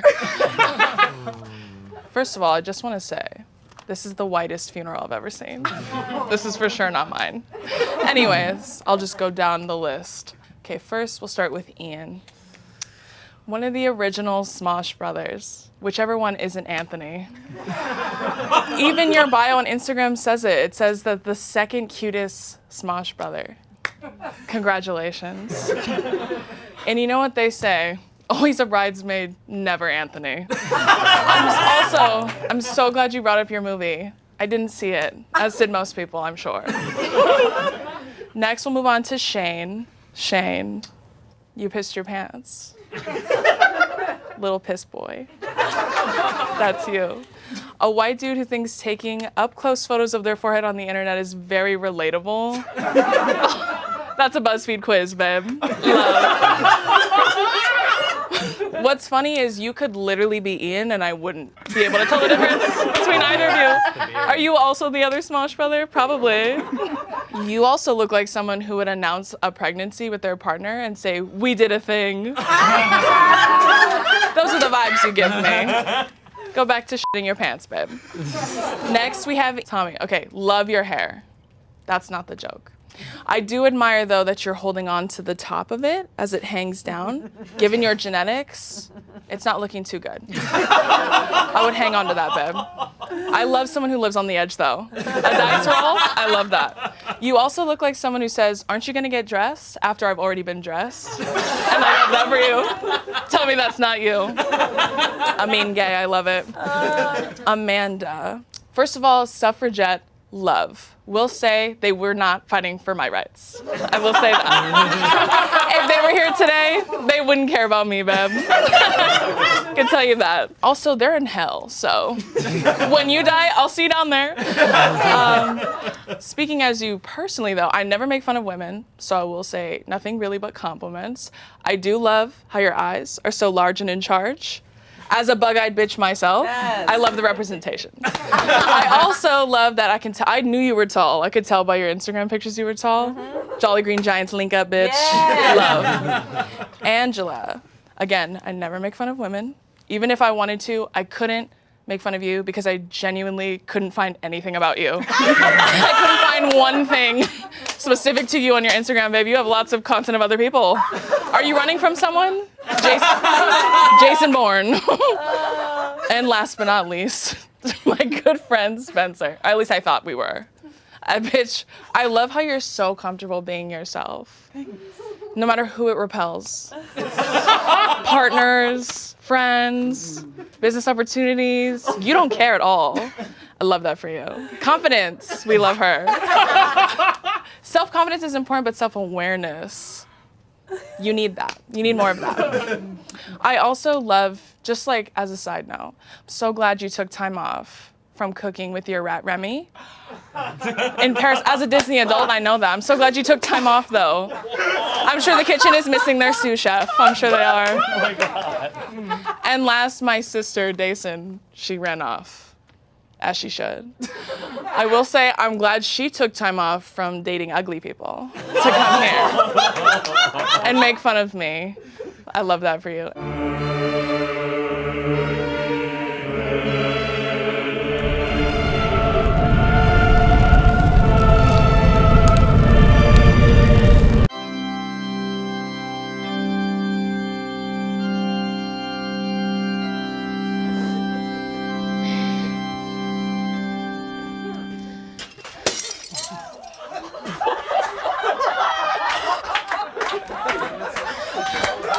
Rachel, if it's any consolation, you're doing way better than I thought you would. I'm gonna go ahead and go home. Well, that was a good omen. Okay. I, for one, am happy Damien is dead. I'm sorry if that came off abrupt. I'm autistic and also a bitch.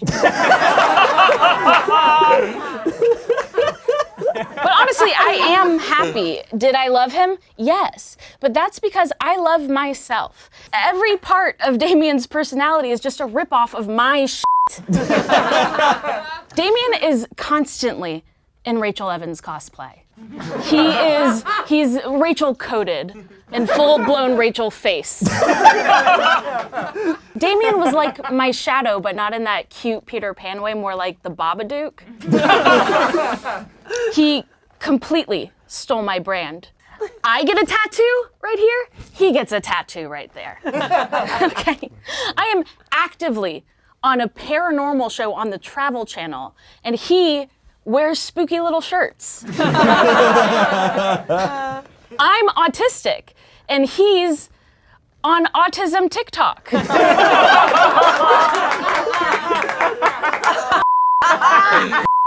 You may have heard Damien talk on his streams about exploring an autism diagnosis per the advice of his therapist, which I think is hilarious. Damien is autistic in the same way Taco Bell is Mexican food.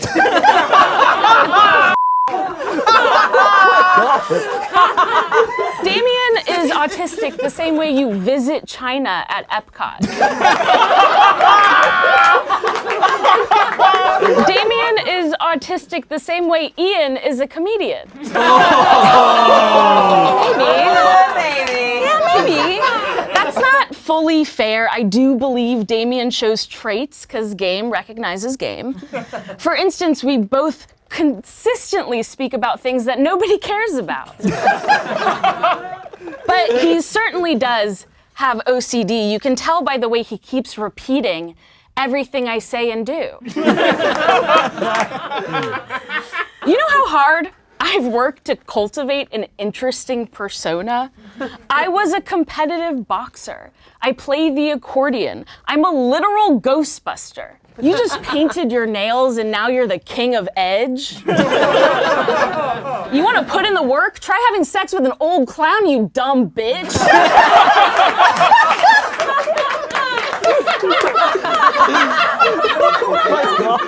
Now that he's gone, I'm taking back my image, and I'm also taking his image. Now I'm gonna stream on Twitch. Now I'm gonna make my coworkers take several rounds of the same exact photo of me.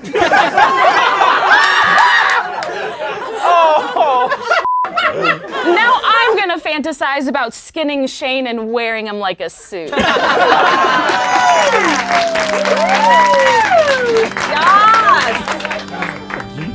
Yes, queen.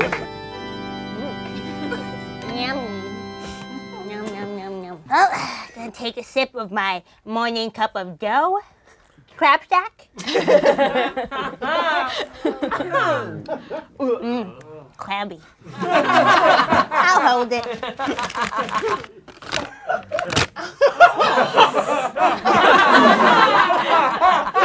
That's nice. I love the flavor of HP LaserJet. Hello, everyone. My name is Augustus. I am a 5-star Yelp reviewer, and I was told that this event was going to be catered by Auntie Anne's Pretzels. Let's just say Damien's death is the second biggest disappointment of the day. All right. I wouldn't say Damien was a close friend of mine. I would say our relationship was more of a restaurant patron and server who keeps checking on me and won't just let me eat. That being said, as a member of the Yelp Elite Squad, sorry for bragging, not sorry, I will now be conducting a review of Damien's life. Atmosphere. 3 stars. Damien has a fun, approachable atmosphere with a Hollywood flair. He looked like a John Hamm if John Hamm only ate at a Cracker Barrel.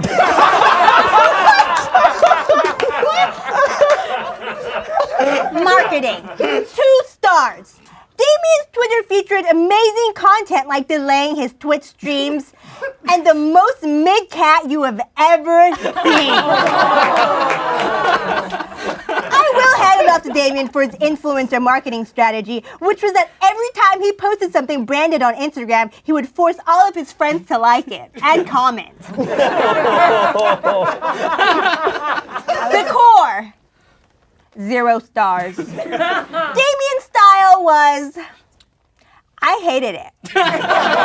Do you ever just cringe at people? That's what I did for Damien.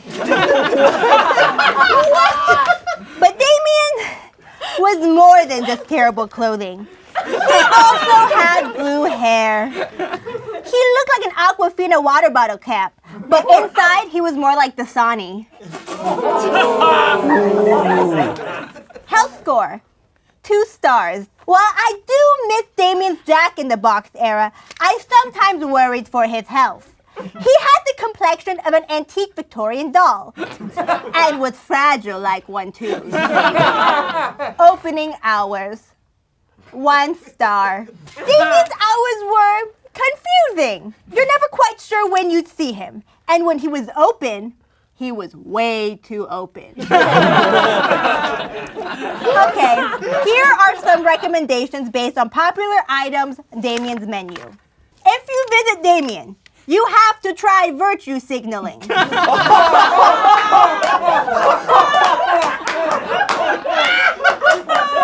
But stay away from his personal space or having any lights on in the room, or making him think that you're mad at him, or making him think you're mad at him for thinking that you're mad at him, or telling him to stop apologizing, or making any kind of loud noise, or soft noise, or any noise. Don't make noise.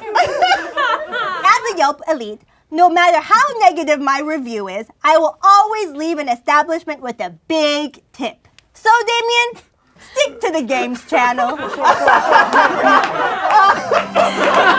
my God. Oh, yeah. Hell yeah.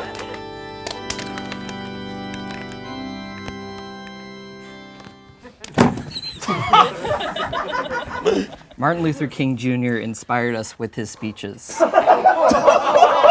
Rosa Parks refused to give up her seat. Marsha P. Johnson fought for queer liberation. And Damien reposted several infographics made by a 17-year-old in Canva.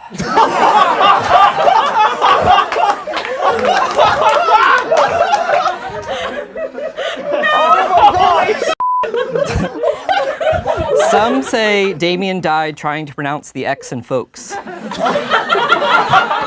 Others say he was killed by his fans after misgendering a video game NPC on stream. I guess, like his true sexuality, we'll never know. Damien was a man of many talents. When he wasn't working at the Smosh office for 3 hours a week, he was also a PC gamer, meaning he played games while being afraid of pissing off the LGBTQ community. Also, this one isn't a joke, but Damien legitimately uploaded his own Twitch emotes onto Slack and uses them regularly. They're cool.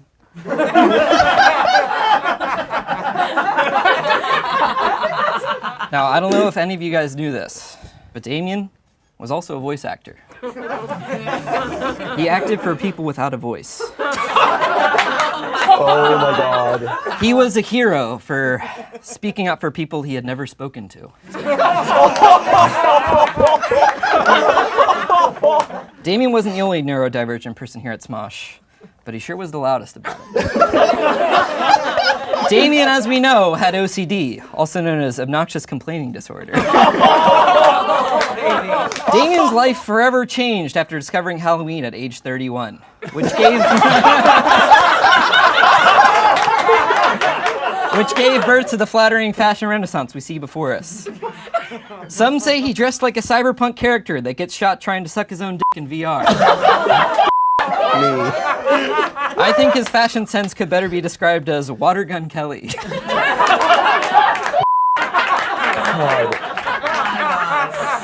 But don't worry, Damien was very responsible about his fashion. He offset his Shein emissions by shaming other people who shopped at Shein.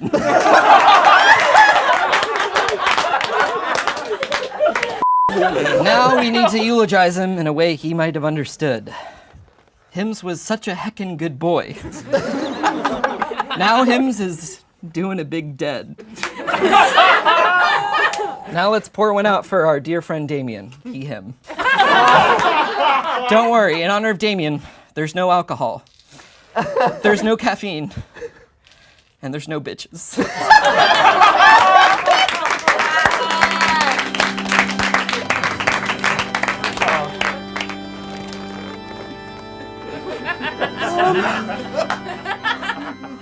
You guys got a trash in here?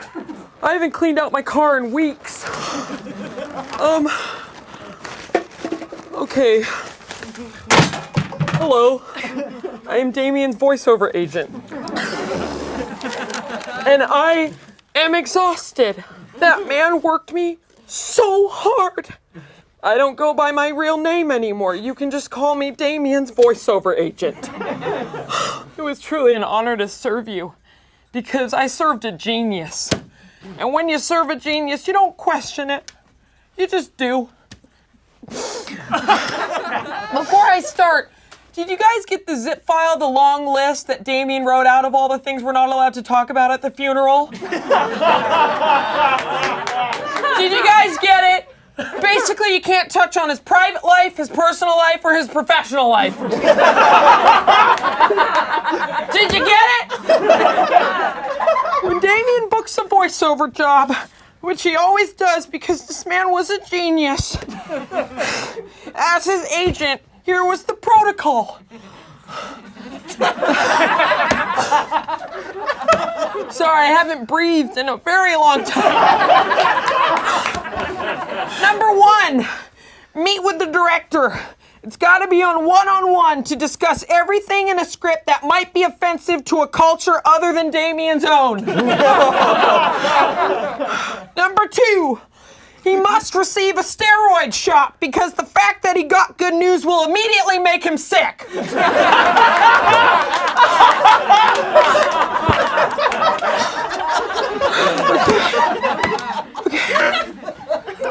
Number 3, outfit. You know how hard it was to get pants to make him look like he was in Assassin's Creed? The only tailor that does it lives in the Siberian desert. And let me tell you, I don't do well on camels. Oh my God. Number 4, dye job time. His hair must match his mood, and I don't know which mood I'm gonna get. So sometimes I'm talking blue, I'm talking purple, I'm talking blue, I'm talking blurple. I don't care. It's blue or purple, or it could be both. He's gotta look his best at a job that only features his voice.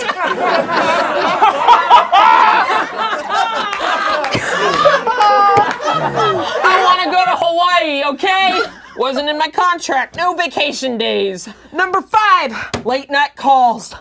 I get a ring at 3 a.m. with Damien. After he apologizes for waking me up for 25 minutes, he runs all of his accents for 45. I give him input. He thanks me and then goes with the idea he had in the first place. I don't go to bed after that. Number 6, the day of the job. We made it. Recording time! Yay! The whole street needs to be silent so he doesn't get distracted. So I call in a bomb threat to every building in a 2-mile radius. You shouldn't be able to hear a pin drop. Which, by the way, Damien told me is an offensive phrase because it's disparaging to people who are clumsy and drop pins.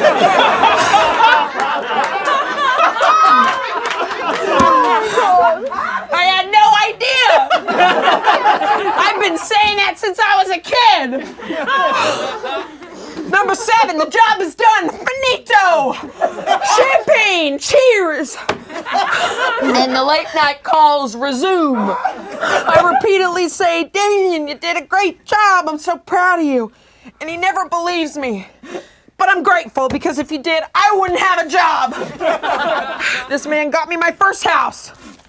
I don't have my wife anymore, but that's fine. But you know what? All this work I put in just for him to be dead here. Well, actually, he's not going to be resting here. Per Damien's wishes, I worked my ass off to get him buried as the only white person in a Japanese cemetery.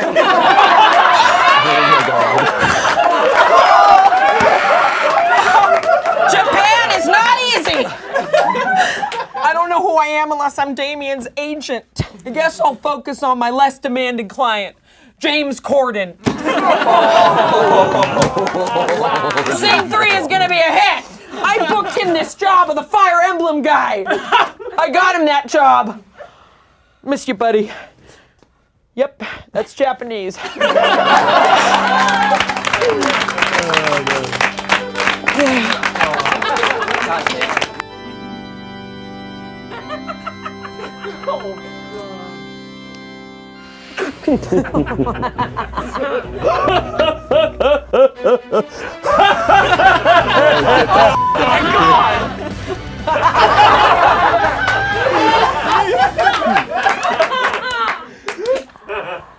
Poor, poor Damien Haas. My best friend, my anime brother, is dead. Oh my God. Finally, my coattails can fly free. Do you understand?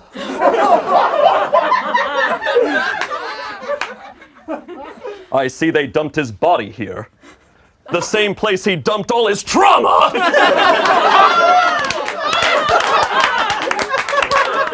I have to be honest. I'm surprised you made it this far. Damien was always very weak. Probably because he fired all his white blood cells for not being diverse enough. That's incredible. However, Damien must have had a very powerful stand. His posturing's insane! But I'm sorry, Damien. Being in half as many videos as me does not make you a minority!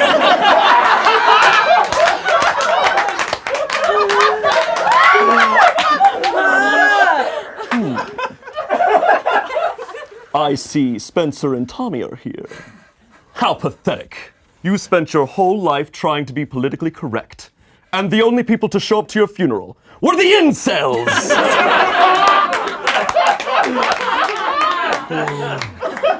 Admit it, Damien.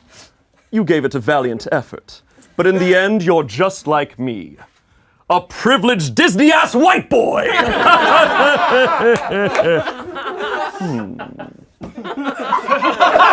Shut up. Oh, no. And just look at that purple hair. You know, Damien models his image after characters he's voiced over. Strange. I don't recall him voicing over an annoying piece of shit. Damien calls his fan base the clever core. Funny, you didn't seem to be working out your core at all! Squishy, squishy, squishy, squishy!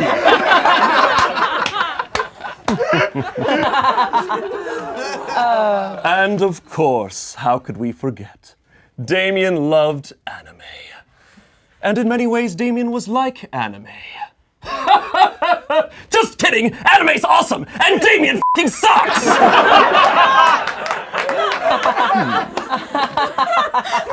Fret not. I'm sure if Damien were here, he would be laughing at all of this. Oh, God. After all, he often said our jokes were very similar. They just made merch about mine.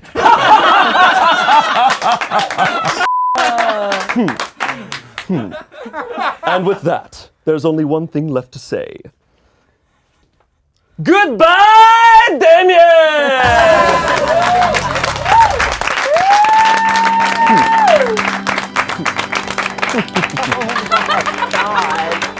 About an eighth of our audience is going to love that.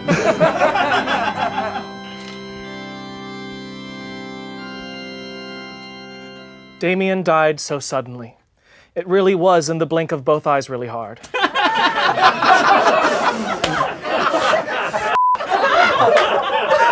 Oh, baby. Oh, yeah. Damien was known for a lot of things.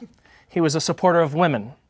It's too bad Damien was a guy, because we need more women in STEM.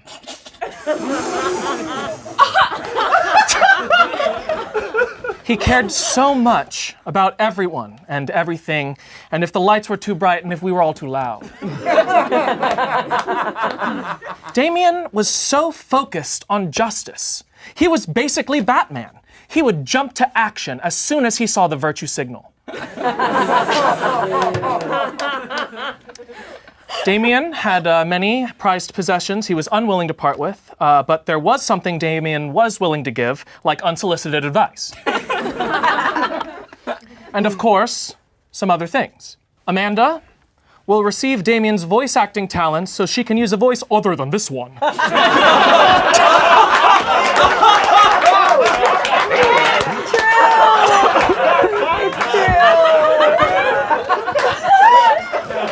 Spencer will receive Damien's courage since Spencer doesn't have the balls. Oh, that's true. It's true. True. Olivia will receive Damien's Twitch, but don't worry, there's meds for that.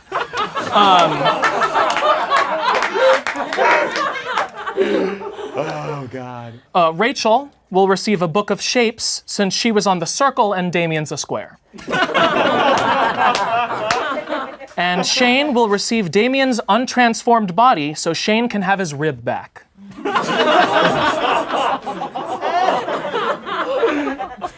Unfortunately, Damien is now dead. No longer will he be a shining example for people of colored hair.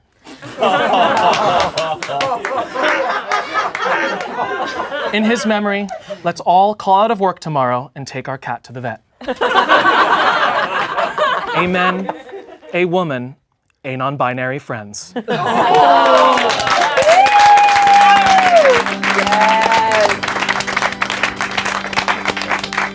Oh my God. Oh God.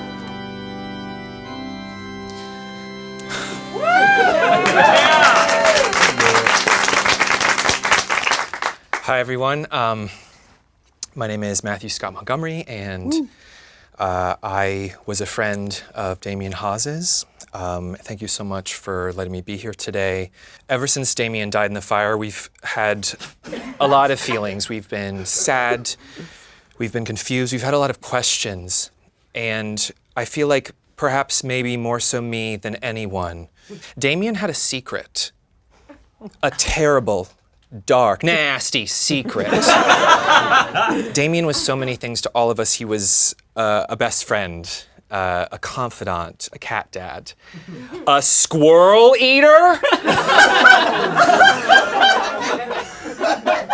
It all started one morning when we were at work and our dressing rooms were right next to each other. So I got to work and I started walking towards my dressing room and I see in the hall there's something so strange. There was a trail of walnut shells. And I was so confused, like, what is a trail of walnut shells doing here? And I was about to knock on Damien's door and see if he was there to ask what was going on. And the door was open a crack. And then I saw something. Something frightening. Something nasty. It was Damien with this wild, crazed look in his eye, eating a squirrel. And I was like, I can't be seeing this. This can't be right. But I had my phone with me, and I recorded this. Delicious squirrels. I'm Damien. Damien? A squirrel eater? Luring squirrels to his dressing room with walnuts? It didn't make any sense. I figured it was just him rehearsing a sketch that maybe I didn't know about, so I just tried to forget it, but curiosity got the best of me, and the next morning, I did something I probably shouldn't have done. I got to work even earlier than the day before, and I hid in Damien's dressing room closet, and I waited. And right as the sun came up, sure enough, in comes Damien with a big old basket of walnuts. And he started laying them out in a trail throughout the hall, and then comes along a sweet, innocent squirrel, just nibbling on those nuts. And then Damien gets that wild, deranged look in his eyes, and he picks up that squirrel and he bites its head off and proceeds to drink the blood of the squirrel. And I recorded this from the closet. I'm gonna eat them squirrels. I'm gonna eat all them squirrels. I'm gonna keep their bones clean. Made me feel sick. So after work that night, I had to go to Damien's place and hold an intervention of sorts. But when I got to his place, things were even worse than what I could have possibly imagined. There were squirrel traps everywhere. In the corner of the kitchen, there was a mountain of squirrel tails, like trophies from all the squirrels he'd eaten. And Damien comes out, and I said, Damien, are you eating squirrels? And this is what he says to me. It's a direct quote. I can't help it, Matthew Scott. I've just gots to have my sweet squirrel meats. And I said, Damien, this is so wrong. Like, you can't eat squirrels. And he throws me out of his house, and I recorded him saying this. You can't make me stop. I'ma eat every squirrel in the universe. The only way you could stop me is if I die in a terrible boat fire. I'm Damien Hines. And that's the last thing that he ever said to me. I know we've all been devastated since Damien froze to death in that boat fire.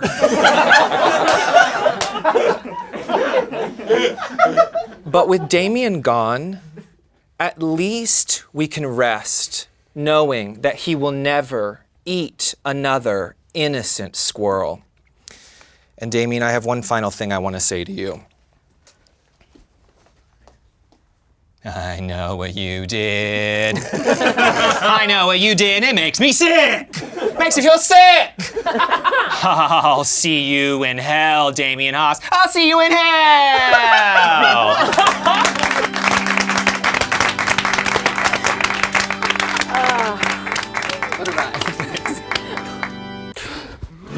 No! Oh, shit. I was so close. God damn it. All right. Wow. It's amazing that you all showed up to my funeral. All my favorite people here. It's just like my birthday, except you guys remembered. This is awesome. I was a little bit prepared for this in case this ever happened. I wanted to be buried. Also, I specifically asked to be buried with my keyblades. But that's okay. That's fine. Sorry. No, it's fine. It's whatever. You've been working very hard. Sorry. Thank you. Now let's get this out of the way right off the bat. You know, Rachel talked about the high probability of me being on the spectrum. I want to be very clear. Rachel cleared that with me beforehand. Don't come for her in the comments. Rachel, I also want to apologize to you for stealing your style and vibe. I'm not one of your 36 followers, so I had no idea. I had no idea that that's what I was doing. I'm so sorry. Oh, you were in the circle. Sorry, you're probably up to 40. Now, Rachel is right. I talk a lot about mental health. You could say I'm a little bit special. And I'm not talking about being on the spectrum. I mean, I'm better than you guys. No, I'm kidding. No, so my therapist isn't at a level to officially diagnose me with ASD, but she does very strongly hint. She's like, you know, you do show a lot of the signs and the symptoms that would align with someone who would be on the spectrum. And while she's doing that, she winks so much, I finally get what it's like for y'all to be in a scene with me. Matthew Scott, I had a feeling that you'd be here because I always knew you'd show up for me, you know, when it really counted. And I'm sure you get this all the time, but what? Listen, I don't know if you follow Matthew Scott Montgomery, and if you're not, that's a mistake. You should be following Matthew Scott, but it's very noticeable lately how much you've been working out and just really getting swole. And I'm like, you gotta slow it down a little bit, buddy, because there's only room for 2 So Random alumni that got absolutely shredded, and Doug Brochu could not be here tonight. So, Shane, it's you and Doug. I know you didn't get it. It's fine. It's fine. I think I brought something back with me from the spirit realm. I think I'm getting a message. Let me try to communicate it. Little lamb. Yes, I'm hearing a ghost. Little lamb. What's that? It's our Disney careers. Hold on, it has a message for us. Marietta, little lamb. We all peaked in our early 20s. Oh no, that was its message. Oh man, Amanda, or as I like to call her, Olivia with all the sliders turned to maximum. Oh. You know, it's funny that you chose this route because Amanda actually has helped me with my voiceover career. And I don't know if you know this, Amanda actually is also a voice actor. Every once in a while, when I look at a call sheet, I end up inventing a new noise when I learn that I have to explain a board game to you. Some of my new favorites are, and so that really helps me get out of my range. Just before tomorrow, the reason they're moving 2 purple squares is because they drew the card with 2 purple squares. Don't get caught with licorice in those licorice fields. It's okay, I'll remind you tomorrow. Oh, so hard. Oh, goodness. Olivia. Say what you want about Olivia.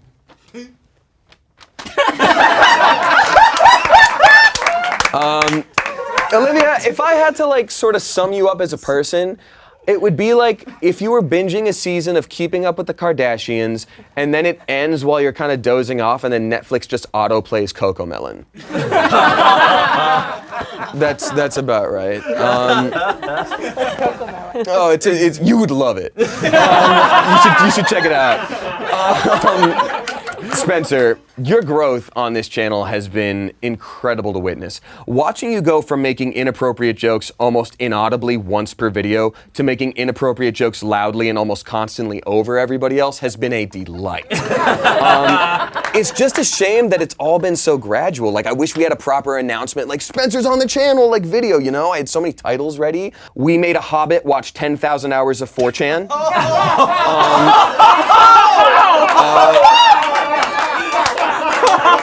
Would have gotten the clicks. Guy says pussy 12 times in a video and then has to edit it out himself.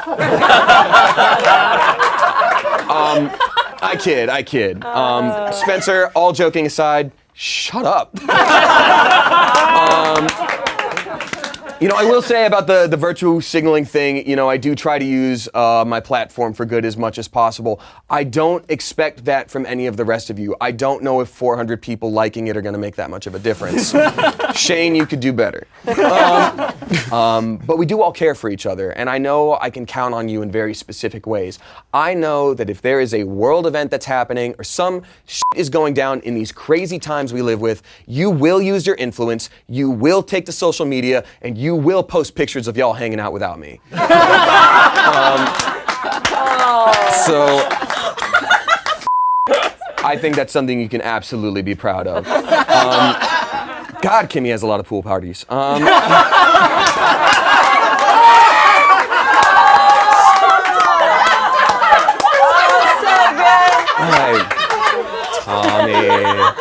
Tommy, you know what's wild? I was realizing the other day, I think amongst most of the cast and probably a huge chunk of the audience, you would probably be considered the funniest member of Smosh. It's just a shame that to the management here today, they're shocked to hear me call you a member of Smosh. I actually have a written statement here from them because I've been talking to them about that. Sup, Queen, slay. I know you've been trying so hard to get into main channel content, and frankly, with how funny you are, you definitely deserve it. It's just kind of hard right now because that light right there is kind of off. So until we figure out that light situation, no can do. By the way, can you write 5 chart-topping songs from scratch by tomorrow? Thanks, Lilas. All right. Oh, you know what? Saxman's funny. Saxman, you always kind of remind me of Patrick. Patrick. Patrick is like if Matthew McConaughey hatched 10 months too late. You know what I mean by that? But I would say if Patrick were here, I would want to congratulate. That would hit for you, Rachel? That's so fucking funny. Thank you. Wait. Oh, I didn't do Shane. Oh, that's the. Oh, I'm sorry. It's the best material. I had already been roasted so much, I thought it had already happened. There's so much similarity when I say something quiet and then you say it louder and everybody laughs. So good at that. Shane, you were born white and wealthy in Florida and then immediately died white and wealthy in Florida. Or as I like to call it, the conservative speed run, any percent. You were then raised white and wealthy in Arizona, and you've had steady acting work since the age of 20. What the f*** are the muscles for, soft hands? You've never had to fight for anything a day in your life. I will say, Shane does have some achievements. It took you about 8 years to get your psychology degree online. I've got about 1,000 hours in Dark Souls. One of those things is useful at our job. Yep. Wait a minute, who's that guy? I like his hair. Oh. Like his, I blinked too hard. I got Lyme disease from all my ticks. Yeah, y'all missed that one.